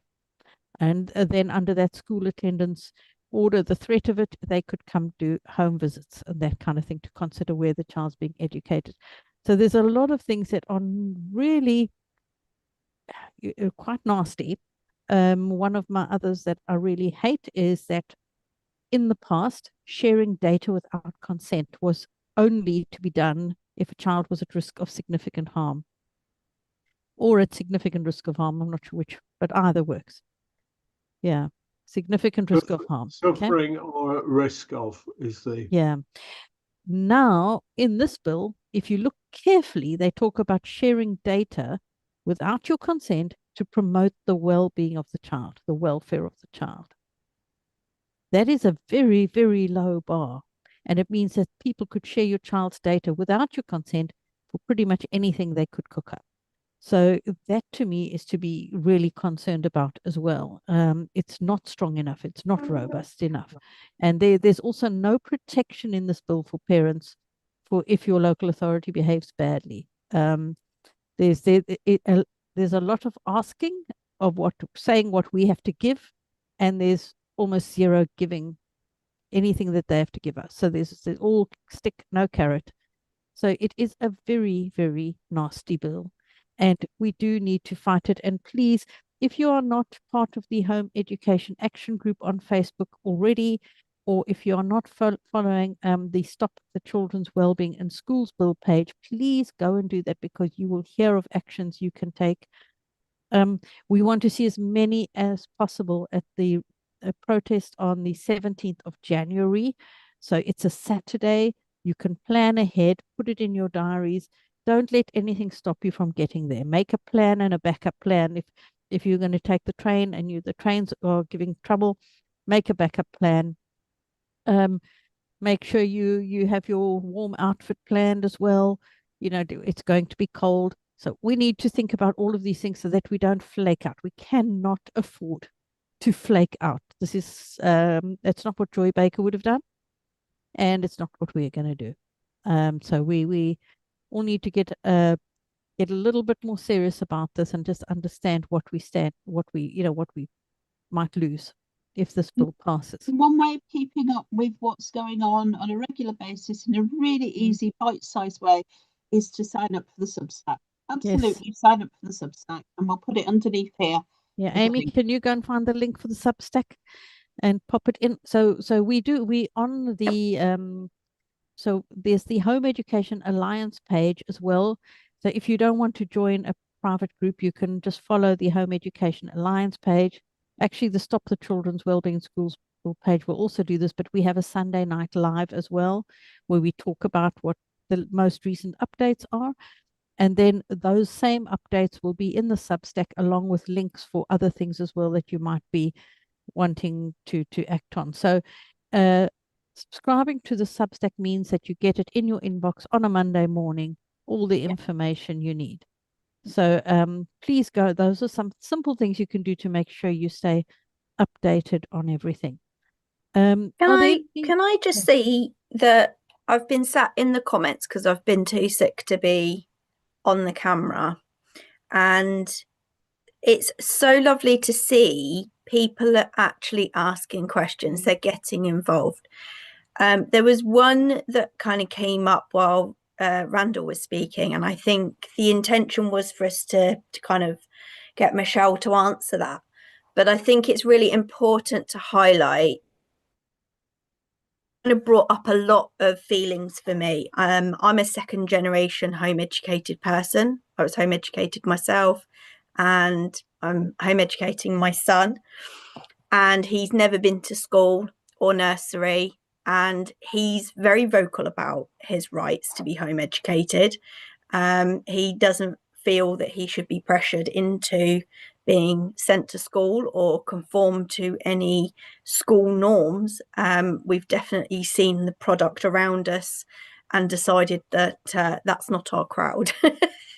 We definitely are very independent and different to those that are around us, and it's given him the space to develop at his pace. But I wanted to kind of say this comment really kind of brought up emotions. The comment was, how do we prove to the government that home education works? And actually what this needs is it needs flipping on its head. It's not for us to prove that it works. It's for the government to prove that they need to be involved, because there is nothing in the evidence that we have ever gathered or anything that we have fed back that has shown there is a need, there is a concern. This is all fictitious fear-mongering by the government that has come up from misinformation, not understanding something and refusing to come alongside and learn with us what this is. We have such a huge success rate of retaining parents that come out of schools that it is showing in the data that this works. This caters for children who need that extra time, that extra space, a different learning style. And the way the government have been tackling this, all this time has been to narrow that curriculum so that it reduces the amount of extra curricular activities that they provide. And actually, children with extracurricular activities are being shown to improve better than their peers. So we need a very full curriculum. We need the government to be looking at the education system rather than us being asked to prove that home education works. Yeah, because I think it really is the other way around. yeah, I agree with you, Amy, is that there's no indication that our lives are improved by the involvement of the local authority, to be honest. I can absolutely vouch for that, because I've had the local authority involved, and it's so negative. It must be just a handful of families really whose lives have been improved by it, you know, to be honest. But I might be able to count it on one hand. Yeah, this is the challenge. This is the challenge we're dealing with, and I think it is for us to go and think really carefully about how we approach our local MPs and our councillors, and to change their mindsets. In terms of proving anything to the government about home education, I can just tell you, I don't think they're interested. They know already that it works, and it doesn't suit their narrative, so they're not going to. They just pretend it doesn't exist, that it's not true. It's a bit of finger in the ears and la la la la la, that kind of thing. Anyway, we are coming to the end of this afternoon's live stream, which has been absolutely fantastic. We've had a lovely list of guests to chat here. I mean, honestly, I could sit and talk about this for hours, and I have done when we did our live stream on the 6th of September, and you can go and watch all the snippets from that, because I am that passionate. And I just say, what is it about home education? Juliet, I'm giving you another action. I think in January, before the 17th of January, we need to do another sort of extended live. Yeah, we can. So that to really rally everyone up and get everyone motivated for why this works and why we don't want the government to literally change how we all live our lifestyles. Yep, sure, we can do that. And I just want to ask one last question. What is it about home education that makes people so passionate that even when their children have grown up and left home, what is it that makes them so passionate that they cannot leave this alone? Go on, Randall. It's because to be a home educator, particularly in the days past, when you had to choose to do it because schools were not that obviously bad, you have to be willing to swim against the tide. And when you swim against the tide, you find it's hard work, but it's liberating. And then when it stops, you know, you still think, but this is good. And I want it, you know, I want still to have that swimming against the tide thing. And I want others to know that it's possible. So I think that's the answer, Juliet. Yeah, I think that feeling of knowing you're in control of your own life and your own decisions as well is quite a heady one, and it definitely is liberating. I'm certainly very, very passionate about it. I've seen the change in my children's lives and in my own life, my family's life. The outcome has been much, much different than it would have been. And I just want to say here on Joy Baker Day, I'm immensely grateful. I have in my heart just an immense gratitude for having been able to have that freedom to educate my children in a way that worked for us as a family. And I want us to finish on that really positive, with having a real sense of gratitude for what we have, but let's not give it up. Let's not let go of it for the next generation. We need to help them and support them. And you will have noticed I've chosen the speakers today. Most of them are people who have been home educating or in the home education scene for a long time, because we are willing to hold this flag for you guys, but come and help us to help you, because we need all those numbers. And you can see we've all come through these previous challenges. Let's get through this one together. Let's get through this one with all the many. We have so many home educators now. So many. Please come, because we can win this if you come. but the five of us here, 112,000.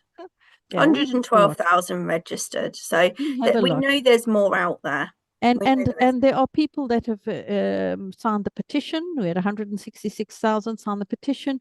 You know, that you don't have to be a home educator. You just have to be passionate about this freedom, having the freedom to choose how children are educated.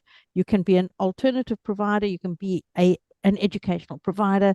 You can be someone who's got a child with special educational needs that would lose out if this bill passed. Don't, come and join us, and let's really give a big blow. Deal a big blow to them. Give is a really good word, Juliet, because I want to just take a second there to say, if you can't give your time, if you can't give just 5 minutes to sign petitions, if you can't give your physical self going to the rally, then just give a little bit of money to help those of us that are. And there is going to be a link in the chat in a minute to do just that. Please do give. Just to be very, very clear, Amy, it's not to help us personally, it's to help provide the things that need to happen in order that the rally can happen. Yes, it's to cover the costs of our protests. Because if we want to do this, if we want to do this big, we have to do it properly. We cannot do it properly without funding or sponsorships, donations to pay for pay for leaflets, pay for badges, pay for a big stage to reach many more people with a sound system, a proper sound system. We need this so badly if we're going to have any impact at all. So please, Amy will share the link to the crowdfunder that has been set up for this. If you can just give a bit of money towards that, that will be of huge use and will hopefully really help us take this fight all the way home. We had some great last comments from Corin in South Africa. She wishes she could be here for January 17th. She would so be with us. She says, all the best to you brave fighters for education, freedom, and a voice for the family. A good fight. And Cathy has said, thank you again. And so privileged to share a space at Vision with all of you. So thank you so much, everyone who has joined us. Please continue to share this video because it can be shared. It is also on our YouTube home education channel, which I will go and cut it up maybe into smaller bits, but you can go and share that as well. And look forward to doing the next one then, Michelle, in early January probably. Yeah, I'll tell my husband you've lined me up another job. I'm sure he'll be delighted. Okay, so that's a wrap from us, guys. I'm going to end the live stream now. Take care and enjoy the rest of your evening. Thank you. Bye-bye.